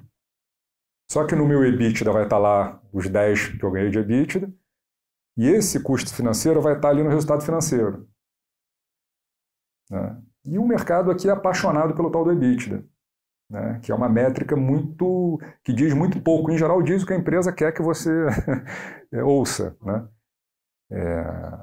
Então você tem toda uma indústria de crédito hoje dando dinheiro para muitas empresas que estão numa situação de alavancagem delicada, principalmente num cenário onde o juro vai demorar muito mais do que eu gostaria para cair. Isso pode ter impacto em atividade em algum momento. Então eu acho preocupante, né? E é muito essa coisa do estar entrando dinheiro, o cara tem que botar o dinheiro para trabalhar. Todas as empresas estão aproveitando para alongar passivo, para captar CDI mais 1,5, mesmo empresas que acho que em condições normais não estariam captando. Então acho preocupante. Ô Pedro, aproveitando que a gente falou aí de um problema, né? Você comentou a respeito do mercado de capitais brasileiro e a questão da burocracia, né? Quero que você aborde um pouco essa questão de como que a burocracia atrasa o mercado de capitais brasileiro. Faça um pouco aí do que você enxergou de evolução desde que você entrou e o que você espera para o mercado de capitais brasileiros aí nos próximos anos. Não, evolução houve, sem dúvida. Você não tem ideia, a década de 90 era uma selva, né? Década de 90 era uma época que, ali de 94, Plano Real, até 97, né, foi um momento muito animado assim, para a economia brasileira, porque o Plano Real foi um super evento, né, que acabou, né, com aquela inflação louca que a gente tinha até o ano de 1994. O Brasil ele estava nos holofotes dos investidores globais, aí de 94 até 97, não só os investidores de mercado de capitais, mas os investidores estratégicos, grandes empresas vindo para o Brasil adquirir outras empresas. E naquela época a lei das SA não protegia em absolutamente nada o acionista minoritário no Brasil. Então você tinha vários casos de empresas que eram compradas por empresas estrangeiras, pagando preços 4, 5, 6 vezes acima do preço que a ação negociava em mercado. Qual era a conta? Qual era a mágica? Você podia ter estruturas de capital com 1/3 de ações ordinárias e 2/3 de ações preferenciais. Um acionista que tivesse 50% mais 1 das ações ordinárias, ele controlava a empresa. Então, 50% de 33 dá 16,7%. Com 16,7% do capital total, você mandava na empresa. Você escolhia o management, você dizia onde é que ela ia investir, se ia pagar dividendos, você mandava. Você era o acionista controlador. E os acionistas controladores, sabendo disso, na época, eles falavam, olha, eu sei que a minha empresa vale 1 bi para 100% das ações, só que as ações que valem são essas. Eu vendo isso aqui por 900 milhões. Aí você tenta fazer o preço médio ali nos minoritários para chegar nesse 1 bi que você pode pagar. Ah, mas não tem tag along? Tem no mundo inteiro, mas aqui na selva não tem. Então você dá o seu jeito. E acontecia isso o tempo todo. Loja Renner aconteceu isso, por exemplo. Tentar lembrar o ano, eu acho que foi 1999 ou 2000. A JCPenney, que era um gigante moribundo atualmente, né, do softline nos Estados Unidos, adquiriu o controle de Loja Renner, pagando alguma coisa que a gente estima na época entre 90 e 100 reais por ação. E concomitantemente a isso, foi no auge da crise de 1999, logo depois da desvalorização cambial no Brasil, fizeram uma oferta para comprar os minoritários a 20, tendo pago 100 para os controladores. Né? E a oferta tinha requintes de crueldade, porque era uma oferta que, se o minoritário não aceitasse a oferta em 30 dias, depois de 30 dias só pagavam 15. Uma loucura, assim, quase uma chantagem. Olha, é 20 e se não correr para vender para mim é 15 daqui a 30 dias. E aí, na época, a gente se mobilizou, foi a CVM, inclusive uma instrução da CVM, que se não é a 358, é um número parecido com esse, depois o Rudy vai me corrigir, foi criado na época para regular essas ofertas e uma variação dela funciona até hoje. Então era um problema grande. Então você teve uma evolução importante no início dos anos 2000, com a aprovação da nova lei das SA e com a criação do segmento do novo mercado pela B3. Isso destravou o mercado de capitais no Brasil, né? Porque você passou a ter um ambiente que protegia o acionista minoritário de barbaridades como essa. O tag-along passou a ser uma obrigação legal, então quando acontece mudança de controle, o adquirente de controle precisa fazer uma oferta para os minoritários, pelo menos a 80% do preço que pagou para o controlador. A B3 criou esse segmento de listagem, que é o novo mercado, que garante regras ainda mais protetoras para os minoritários do que a lei das SA, e isso destravou uma série de IPOs e tudo começou a acontecer. Só que a gente não foi muito longe. E eu acho que a discussão de um tempo para cá, ela é sempre focada em coisas menores. Por que não tem muita empresa aberta no Brasil? O Brasil é o quê? Sei lá, 7ª, 8ª economia do mundo. Você tem milhares de empresas no Brasil com porte para serem companhias abertas, para terem ações em bolsa. E você tem 400 empresas na bolsa. Quando a gente tem safra de IPO no Brasil, você sempre ouve, para fazer IPO tem que ser no mínimo R$1 bilhão, senão não vai ter liquidez, se não tiver liquidez o investidor não compra, se o investidor não comprar... E aí você tem que começar a questionar algumas verdades que você ouve. Eu já participei de alguns grupos de trabalho, seja da CVM, seja da B3, para discutir especificamente esse tema. O primeiro que eu participei, deve ter uns 6, 7 anos atrás, eu lembro que houve uma viagem de algum dos membros do grupo para outros países para ver como é que eram os IPOs. Aí descobriram que na Polônia tinha padaria que fazia IPO para abrir a segunda padaria. Né? Que tinha IPO de 1 milhão, 2 milhões de dólares na Polônia tem o tempo todo. Né? E aí você vai olhar a literatura, você vê que o IPO da Home Depot nos Estados Unidos foi um IPO de 10 milhões de dólares para abrir 2 lojas na Flórida. O IPO do Walmart foi um IPO de 5 milhões de dólares para abrir 2 lojas. E hoje são empresas de centenas de bilhões de dólares. Mas que se não tivessem esse capital de longo prazo em algum momento da curva de crescimento delas, não teriam chegado onde chegaram. E no Brasil isso não é possível. Né? Porque o Brasil é cheio dos dogmas. Né? Não, se não for 1 bilhão, mas por quê? O tamanho médio do IPO no Brasil é maior que nos Estados Unidos e na Europa. E a nossa economia é menos de 1/10 da economia dos Estados Unidos. Não tem lógica isso. E aí vamos analisar por que isso acontece. Será que é porque não tem investidor no Brasil disposto a tomar risco de financiar projetos para o longo prazo? Será que o brasileiro é avesso a risco? Aí você olha para as bets, para o jogo do tigrinho, para as criptos. Porra, não. Gente querendo tomar risco é o que não falta nesse país. Então tem gente com apetite a risco. Né? O animal spirit existe aqui. Tá? Todo mundo quer empreender, todo mundo quer investir. Então, de repente, não tem empresa querendo levantar capital de longo prazo. Porra, não tem empresa querendo levantar capital de longo prazo? Eu acho que tem milhares de empresas que adorariam trocar 10% de participação por um dinheiro perpétuo para sair, né, da dependência do sistema financeiro brasileiro que empresta dinheiro para a empresa pequena e média em taxas absurdamente altas. Então, o problema não está na demanda, que é o investidor, o problema não está na oferta, o problema está em dois lugares. Eu acho que está na regulamentação e está na burocracia. Basicamente, a regulamentação e a exigência da existência do intermediário. Sem o intermediário, nada pode acontecer no mercado de capitais brasileiro. E aí a proposta que esse grupo de trabalho fez lá atrás foi, olha, vamos fazer um teste então no mercado menor, que é a indústria de crowdfunding. Então, vamos pegar empresas que faturem até 10 milhões de reais por ano, essas empresas vão poder levantar 5 milhões de reais por ano, mas não precisa de intermediário. E por que o intermediário é um obstáculo para o desenvolvimento do mercado de capitais no Brasil? Porque o mercado financeiro no Brasil ele ainda é muito concentrado. Então, os grandes bancos, as grandes instituições, não é viável para elas trabalhar numa operação de uma empresa que quer levantar 10 milhões de reais. Isso não paga o salário de um analista pleno, o FII. O foco é sempre na operação maior. Então você exige que exista intermediário e o intermediário não tem interesse naquele nicho de mercado.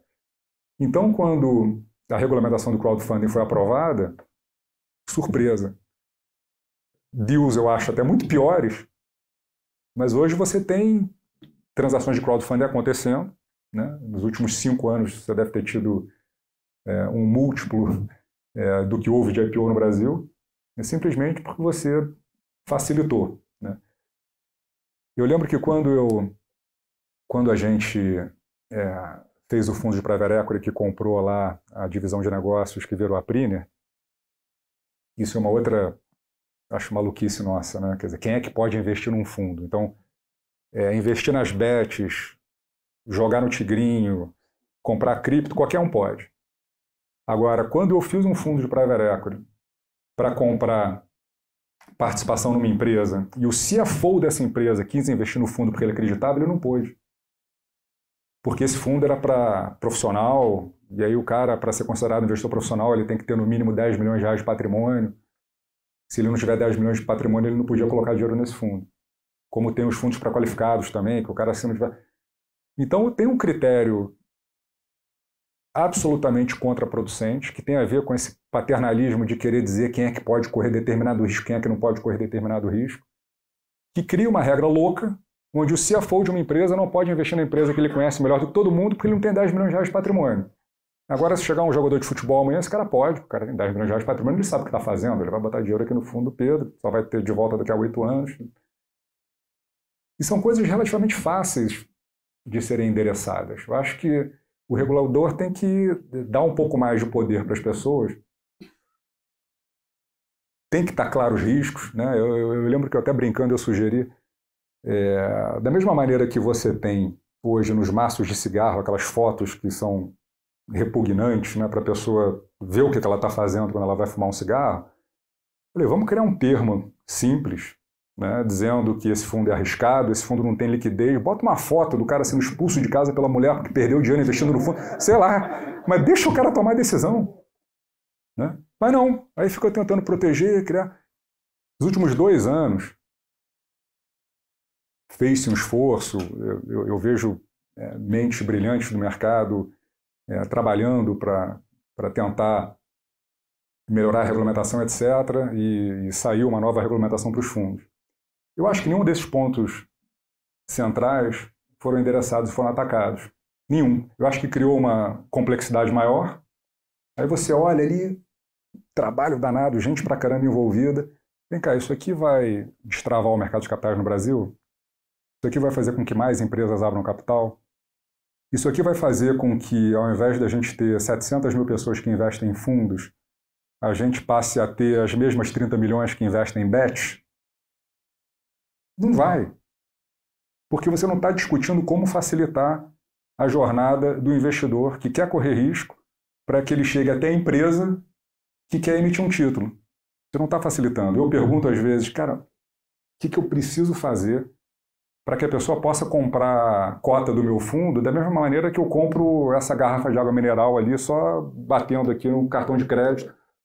Aí sempre tem uma explicação, né? Não, porque tenho isso, tem aquilo, precisa do administrador, precisa do custodiante, precisa de autorização daqui, de lá, etc. É muito complexo tudo, né? E as pessoas estão... Ninguém quer ficar 2, 3 dias, né, preenchendo formulários para investir no seu fundo.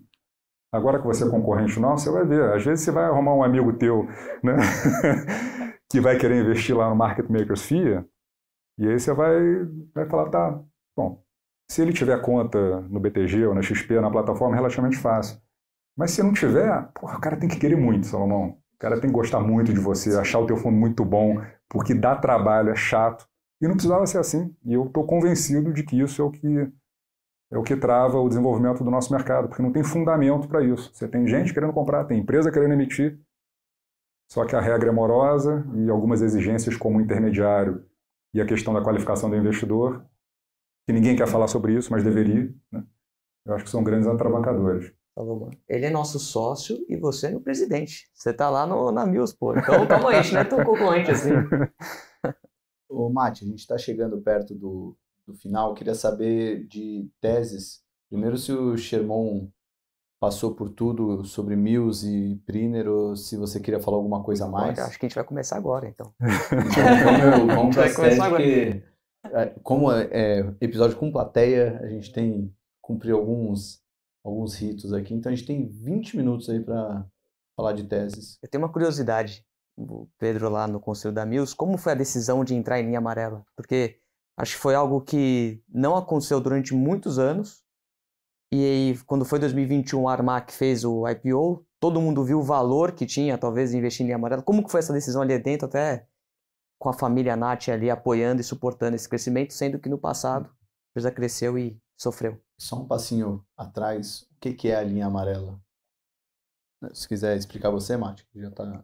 A linha amarela, a gente fala lá em São Paulo, quando a gente passa pela Marginal, tem diversos tratores, retroescavadeiros, então são máquinas para trabalho pesado, né? Diferentemente de plataformas elevatórias, onde você faz o trabalho, é o meio para você fazer algum trabalho, né? Então você vai limpar um prédio, vai fazer alguma manutenção, você usa a máquina para te levar naquela altura e você de fato faz alguma coisa. A linha amarela é uma máquina que deprecia mais rápido, que fica ligado 24 horas ali por dia, se você está no agro, por exemplo.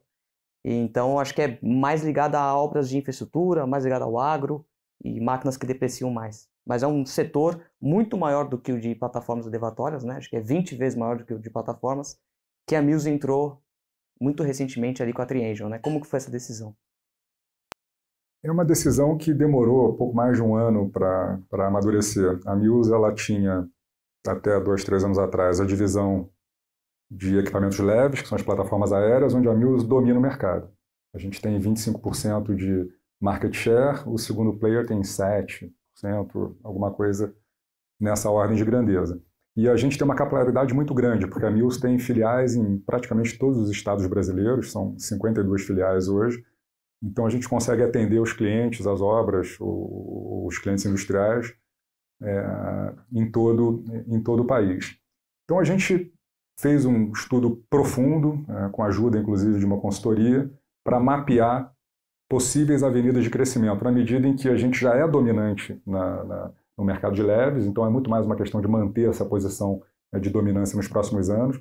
O mercado de infraestrutura, que é o nosso outro business, que está indo muito bem, mas não é um mercado que tem muita oportunidade de investimento também, a gente já está meio que do tamanho que dá para ter nesse mercado. Então, que mercado adjacente ao nosso, onde a gente tenha vantagem competitiva, onde a gente tenha, os consultores adoram essa palavra right to win, né? Quer dizer, você tem atributos que te permitem vencer naquele mercado. Então vamos analisar alguns mercados. A gente analisou o mercado de linha amarela, a gente analisou o mercado de empilhadeiras, a gente analisou o mercado de máquinas agrícolas, a gente analisou o mercado de caminhões, nesse primeiro grande exercício. O mercado de linha amarela, eu cresci na Mills ouvindo que esse mercado era um mercado muito difícil. E era muito difícil, até 2014, 2015. Por que ele era um mercado muito difícil? Porque todas essas grandes máquinas, a linha amarela basicamente é para movimentar terra. Então tem que fazer uma hidrelétrica no meio da floresta. Você vai ter que fazer uma movimentação de terra, terraplanagem grande, etc. máquinas mais complexas, mais pesadas. Mas antigamente, as grandes empreiteiras brasileiras, que tinham muitas obras de longo prazo, elas eram donas das máquinas de linha amarela, elas não alugavam. Porque você vai fazer uma hidrelétrica lá de Geral, Santo Antônio, é uma obra de 5 anos. Então vale a pena você comprar a máquina. É uma máquina que demanda, e era uma obra que demandava muitas máquinas. Então você não tinha um mercado de aluguel muito desenvolvido no Brasil. Embora no mundo inteiro, quando a gente olhava, o Brasil era o bicho esquisito, né? Porque no mundo inteiro você tem as empresas de rental e as construtoras, elas alugam das empresas de rental e focam mais nos projetos, né, na orçamentação, na parte mais asset light da coisa. Só que com a Lava Jato e com a quebradeira das empreiteiras brasileiras, uma das maneiras que elas encontraram para fazer caixa foi exportando todas as máquinas que elas tinham. Então não fazia sentido, com o estresse de balanço que elas estavam, ter aquelas máquinas todas de linha amarela. Então você abriu uma oportunidade de mercado incrível, né? A Armac aproveitou num timing perfeito, né? Porque a Armac entra no mercado justamente quando as empreiteiras estão saindo e vendendo as máquinas. O rental começa a nascer nesse segmento no Brasil, ele não existia, e nesse momento a gente está lá fazendo um mapeamento e a gente percebe que grande parte dos nossos clientes, tanto da divisão de rental leve quanto da divisão de infraestrutura, também aluga máquina de linha amarela. Opa, então tem uma caixinha aqui que eu vou dar um tique, que é o meu cliente tem uma experiência muito boa comigo em plataforma e infra, eu acho que ele vai me dar uma chance de entrar nesse mercado e não ficar dependente só de uma Armac ou de algum outro. Eu tenho uma capilaridade que o meu concorrente não tem. A Armac não tem 50 filiais no Brasil, ela não consegue atender just in time o Brasil inteiro como a gente consegue com essas filiais. Então, parece ser um mercado promissor, porém é um mercado diferente, aí com humildade intelectual, a turma reconheceu que era um mercado diferente do de plataforma, porque ele é muito mais complexo. Plataforma você tem muito menos equipamentos e variações dos equipamentos. Então você tem a plataforma de tamanho 1, tamanho 2, que leva a determinada altura, leva a determinado peso, não varia muito. Então, a consequência disso para a operação é que a operação consegue ser mais enxuta. Então, um engenheiro hoje cuida de 500 máquinas de plataforma. Um técnico cuida de, sei lá, 50 máquinas.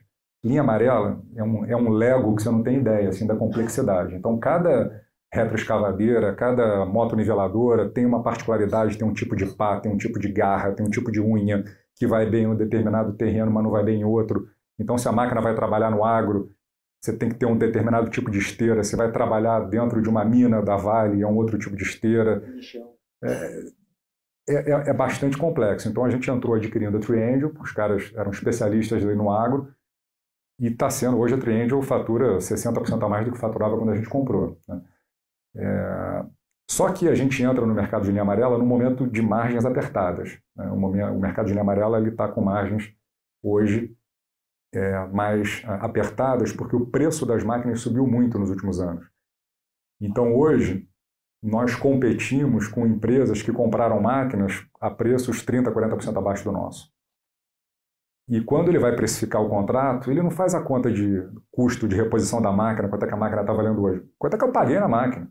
Comprei a máquina por R$500 mil, vou alugar por R$15 mil por mês, 3% ao mês, está bonito.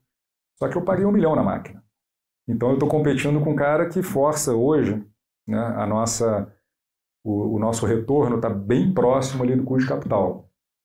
E por que isso vale a pena? Né? Retorno bem próximo do custo de capital com risco. Vale a pena porque, como você disse, esse mercado ele é muito grande, né?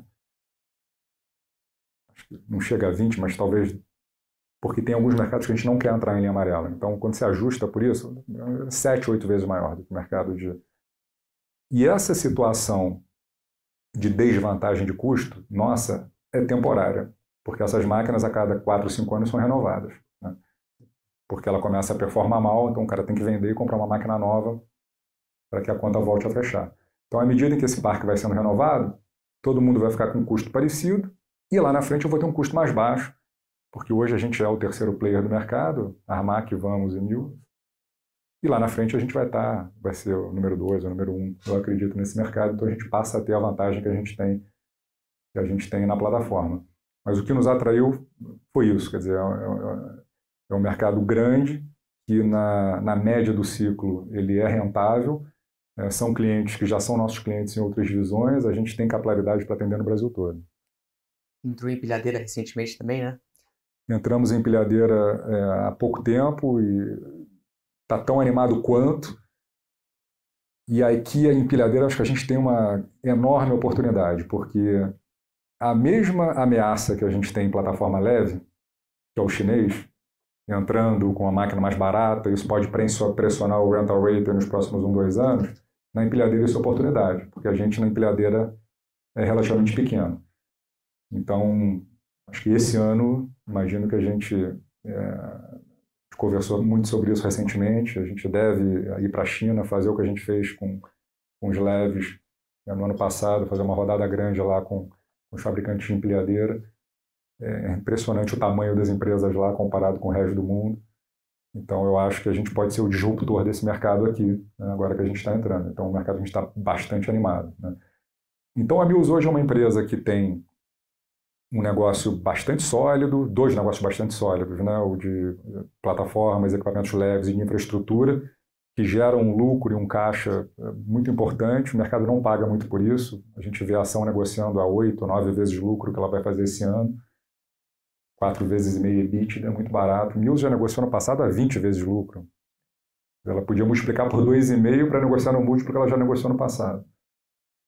E essas 2 verticais de crescimento, né? Uma onde você tem um cenário de margens mais desafiador, nos próximos 2 anos, mas o potencial está lá, e outra onde a gente pode ser o disruptor desse mercado.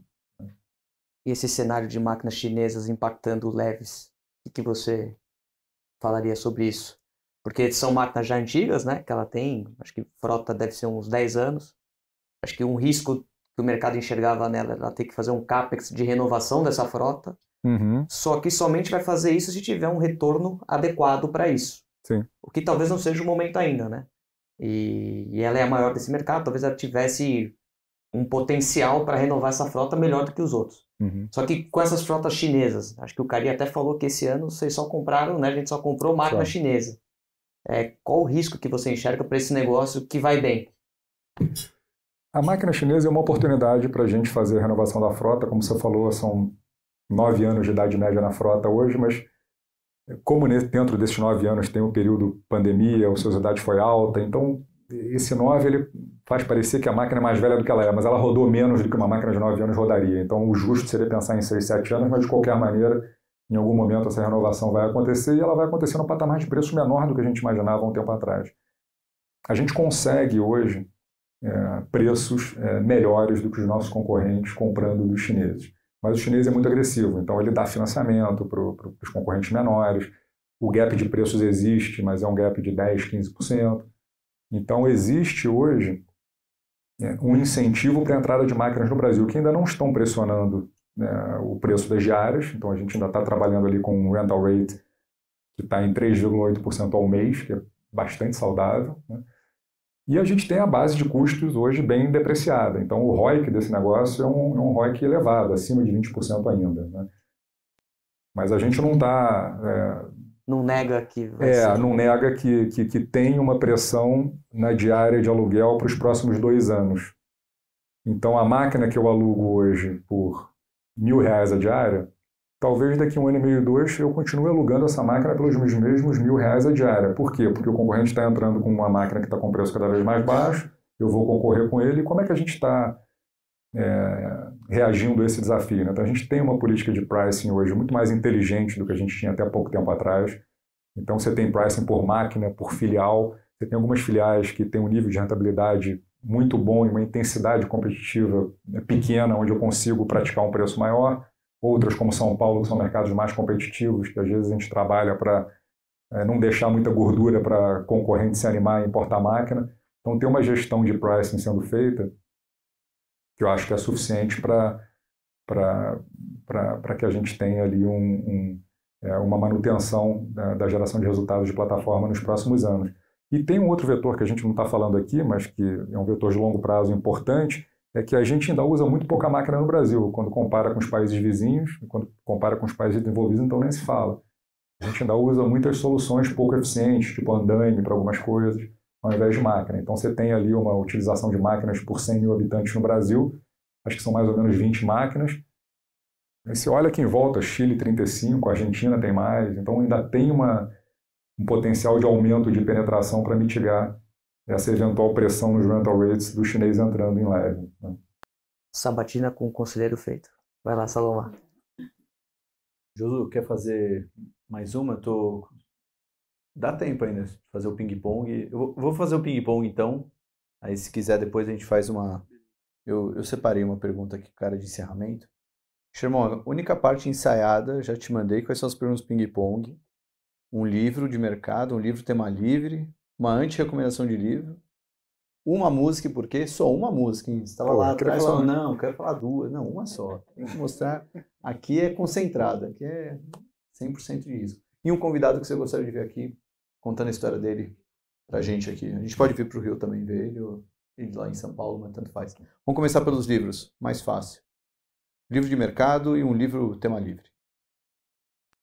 Livro tem que ser um também? Pode ser mais do que um. Tem chat GPT. Foi até aqui, né? Então, você que manda.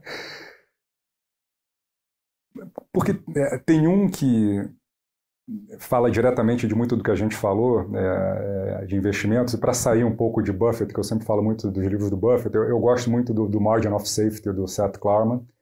E um livro que não é tão direto, assim, mas eu acho genial, é o General Theory do Keynes. Eu acho que tem uns insights fantásticos. Eu acho que tem que ler. Eu acho que a gente está meio que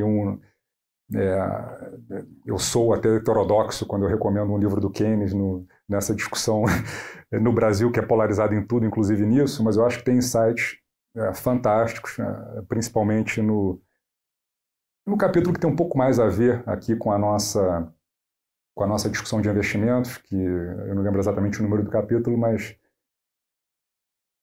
onde ele fala um pouco da ineficiência do mercado e como o mercado tende a se manter ineficiente estruturalmente por muito tempo. A gente não está não é um ambiente que precifique o que a gente está falando aqui o tempo todo, né, os potenciais de longo prazo. Né? Eu acho que não é um jogo, né, se fosse um concurso de Miss, como ele mesmo coloca, né, não é um jogo onde você tem que escolher a pessoa mais bonita. Você tem que escolher a pessoa que os outros vão achar que é a pessoa mais bonita. Então isso leva a uma série de distorções de curto prazo que impactam várias decisões. Eu acho super interessante. É o General Theory of Employment, nome comprido. Tem até até achei aqui na Amazon, separado depois. Mas legal. Agora o tema livre. Tema livre. Bom, eu vou falar o que eu estou lendo recentemente. Aliás, eu não leio livro de mercado há uns 10 anos. Eu só tenho lido literatura ultimamente. Eu li um do Hermann Hesse, que eu gostei tanto que eu li vários outros depois, que foi o Siddhartha, e depois eu li o Lobo da Steppe e Demian. Mas eu começaria com Siddhartha. Tá no time do Luiz Alves Paz de Barros, que a gente perguntou para ele uma vez, livro de mercado, ele não sabia falar nenhum. Ele só lê literatura, só recomendou literatura. Eu já li muito.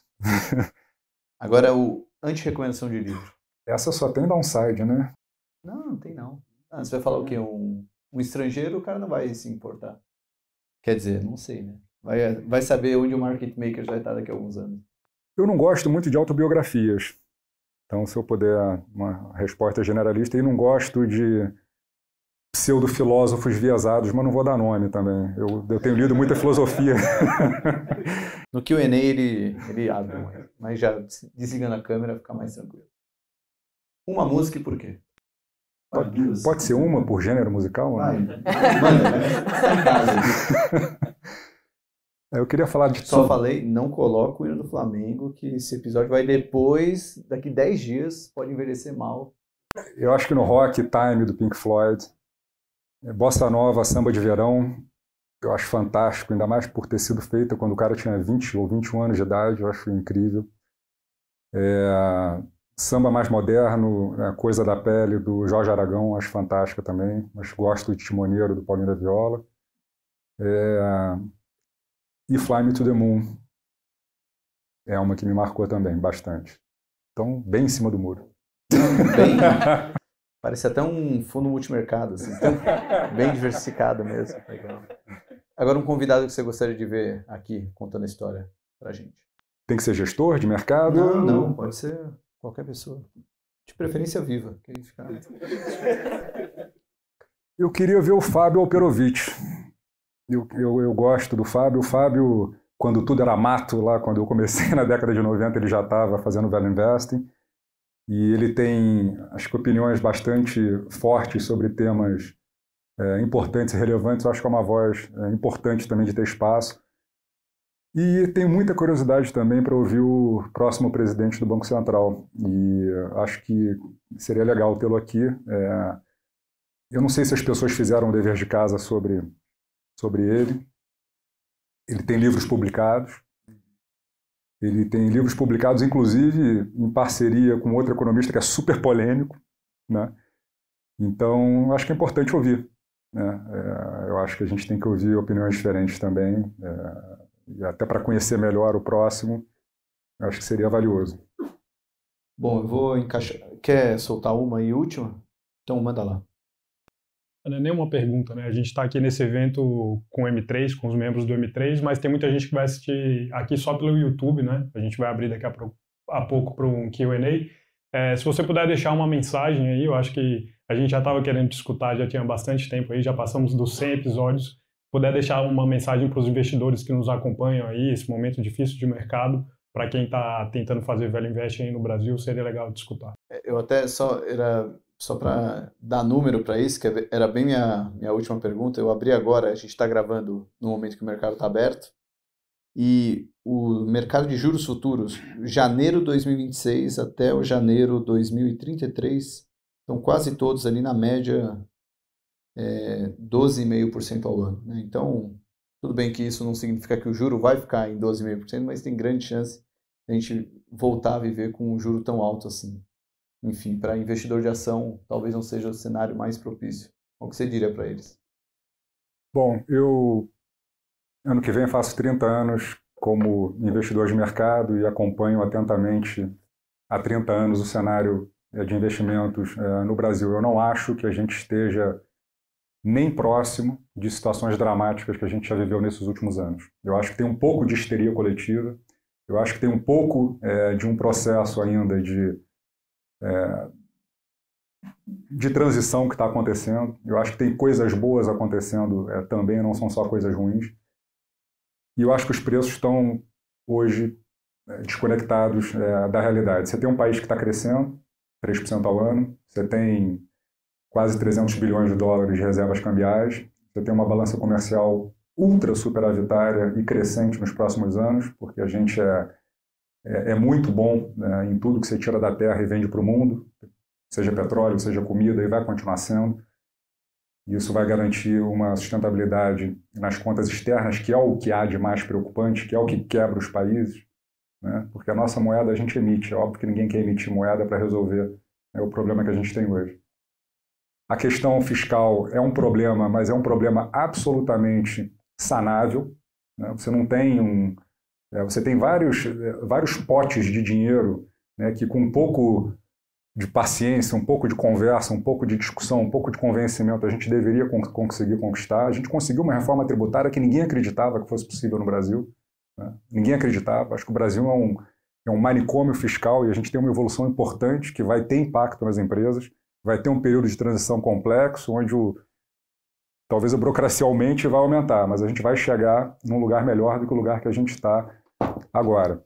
Você tem espaço para uma reforma administrativa significativa no Brasil, que traga a meritocracia para o serviço público, tem espaço para uma reforma da Previdência de longo prazo, que não deveria ter grandes, não deveria ter grandes objeções, né? Pensar em reforma da Previdência para o setor público, reforma da Previdência para os militares. Não quer mexer em direito adquirido? Passa a valer a partir de agora. O cara que foi contratado hoje, ele está no novo regime. Isso já é suficiente para dar uma visibilidade de longo prazo que hoje você não tem, porque hoje, quando você extrapola as contas, você entra numa situação de insolvência da dívida muito rapidamente, assumindo que não tem nada para fazer. Só que tem o que fazer, né? Infelizmente, a nossa história é só fazer as coisas quando você chega na beira do precipício, né? Quando o câmbio dá uma porrada, quando está todo mundo muito preocupado. Acho que a gente tinha que ser capaz, como país, se mobilizar um pouco antes. Eu acho que é uma questão de gestão de expectativas que vai fazer com que essa situação ela reverta muito rapidamente, né? Esse juro longo de 12,5% venha para baixo de 10% que ele estava há pouco tempo atrás, que a NTNB, que hoje paga IPCA mais 6,5%, venha para 4%, e que a bolsa dobre de valor em 2, 3 anos se isso acontecer e as small caps subam mais ainda, né? O que me conforta é que, historicamente, esses momentos de ceticismo, como o que a gente vive hoje, quer dizer, são os bons momentos para você estar investindo em ações. A gente chegou a fazer um estudo na Leblon, que é o que aconteceu com quem, ao longo dos últimos 20 anos, comprou bolsa quando a NTN longa estava pagando mais que IPCA mais 6 e segurou por 3 ou 5 anos. E na maioria esmagadora dos cenários, foi melhor o cara ter comprado bolsa do que ter comprado IPCA mais 6. Porque aquilo tudo se acumula. O juro está alto, isso está no preço da ação. E aí, em cima disso, você ainda bota um prêmio de risco para equity enorme, por causa dessa distorção da dívida corporativa, ainda bota mais um prêmio de risco por causa da liquidez. E o que está segurando tudo isso lá em cima? Expectativas que estão demasiadamente pessimistas, dado o fundamento, né? Na minha visão. Então, eu acho que a gente tem espaço muito mais para melhorar do que para piorar. Se tudo isso que eu estiver dizendo for bobagem, provavelmente você sempre vai ter as empresas que vão conseguir continuar crescendo, independentemente do país continuar crescendo 1, 2% ao ano, que foi a nossa história, infelizmente, nos últimos 25 anos. Quer dizer, procurem as boas empresas que têm vantagem competitiva, que têm boa gestão e, de preferência, que têm uma participação de mercado pequenininha. A Premier é um caso. Está no mercado de 60 bi, fatura 1,5 bi. Para faturar 5 daqui a 5 anos, eu não vou ficar nem um pouco surpreso. E se acha que a ação não vai subir, se isso acontecer com rentabilidade, independentemente desse juro continuar a 12%, vai andar, né? Então, tentar passar uma palavra de um pouco mais de otimismo em função de como está tudo precificado e a natureza do problema, né? Que na minha visão não parece ser nada absolutamente insolúvel que a gente está vivendo, mas a expectativa de todo mundo é para um prazo cada vez mais curto, né? Todo mundo quer ver a janela, mas daqui a 3 meses, o que vai fazer esse negócio andar daqui a 3 meses? Não tenho a menor ideia. Pedro Schermon, muito obrigado por nos receber aqui no Rio de Janeiro para gravar esse Market Makers. Obrigado a todo mundo do M3 Club que veio aqui e acompanhou esse papo extremamente enriquecedor. E agora a gente vai ter nossa rodada de perguntas e respostas, mas agradecer a audiência aí que acompanhou esse episódio até o final e continue seguindo o Market Makers.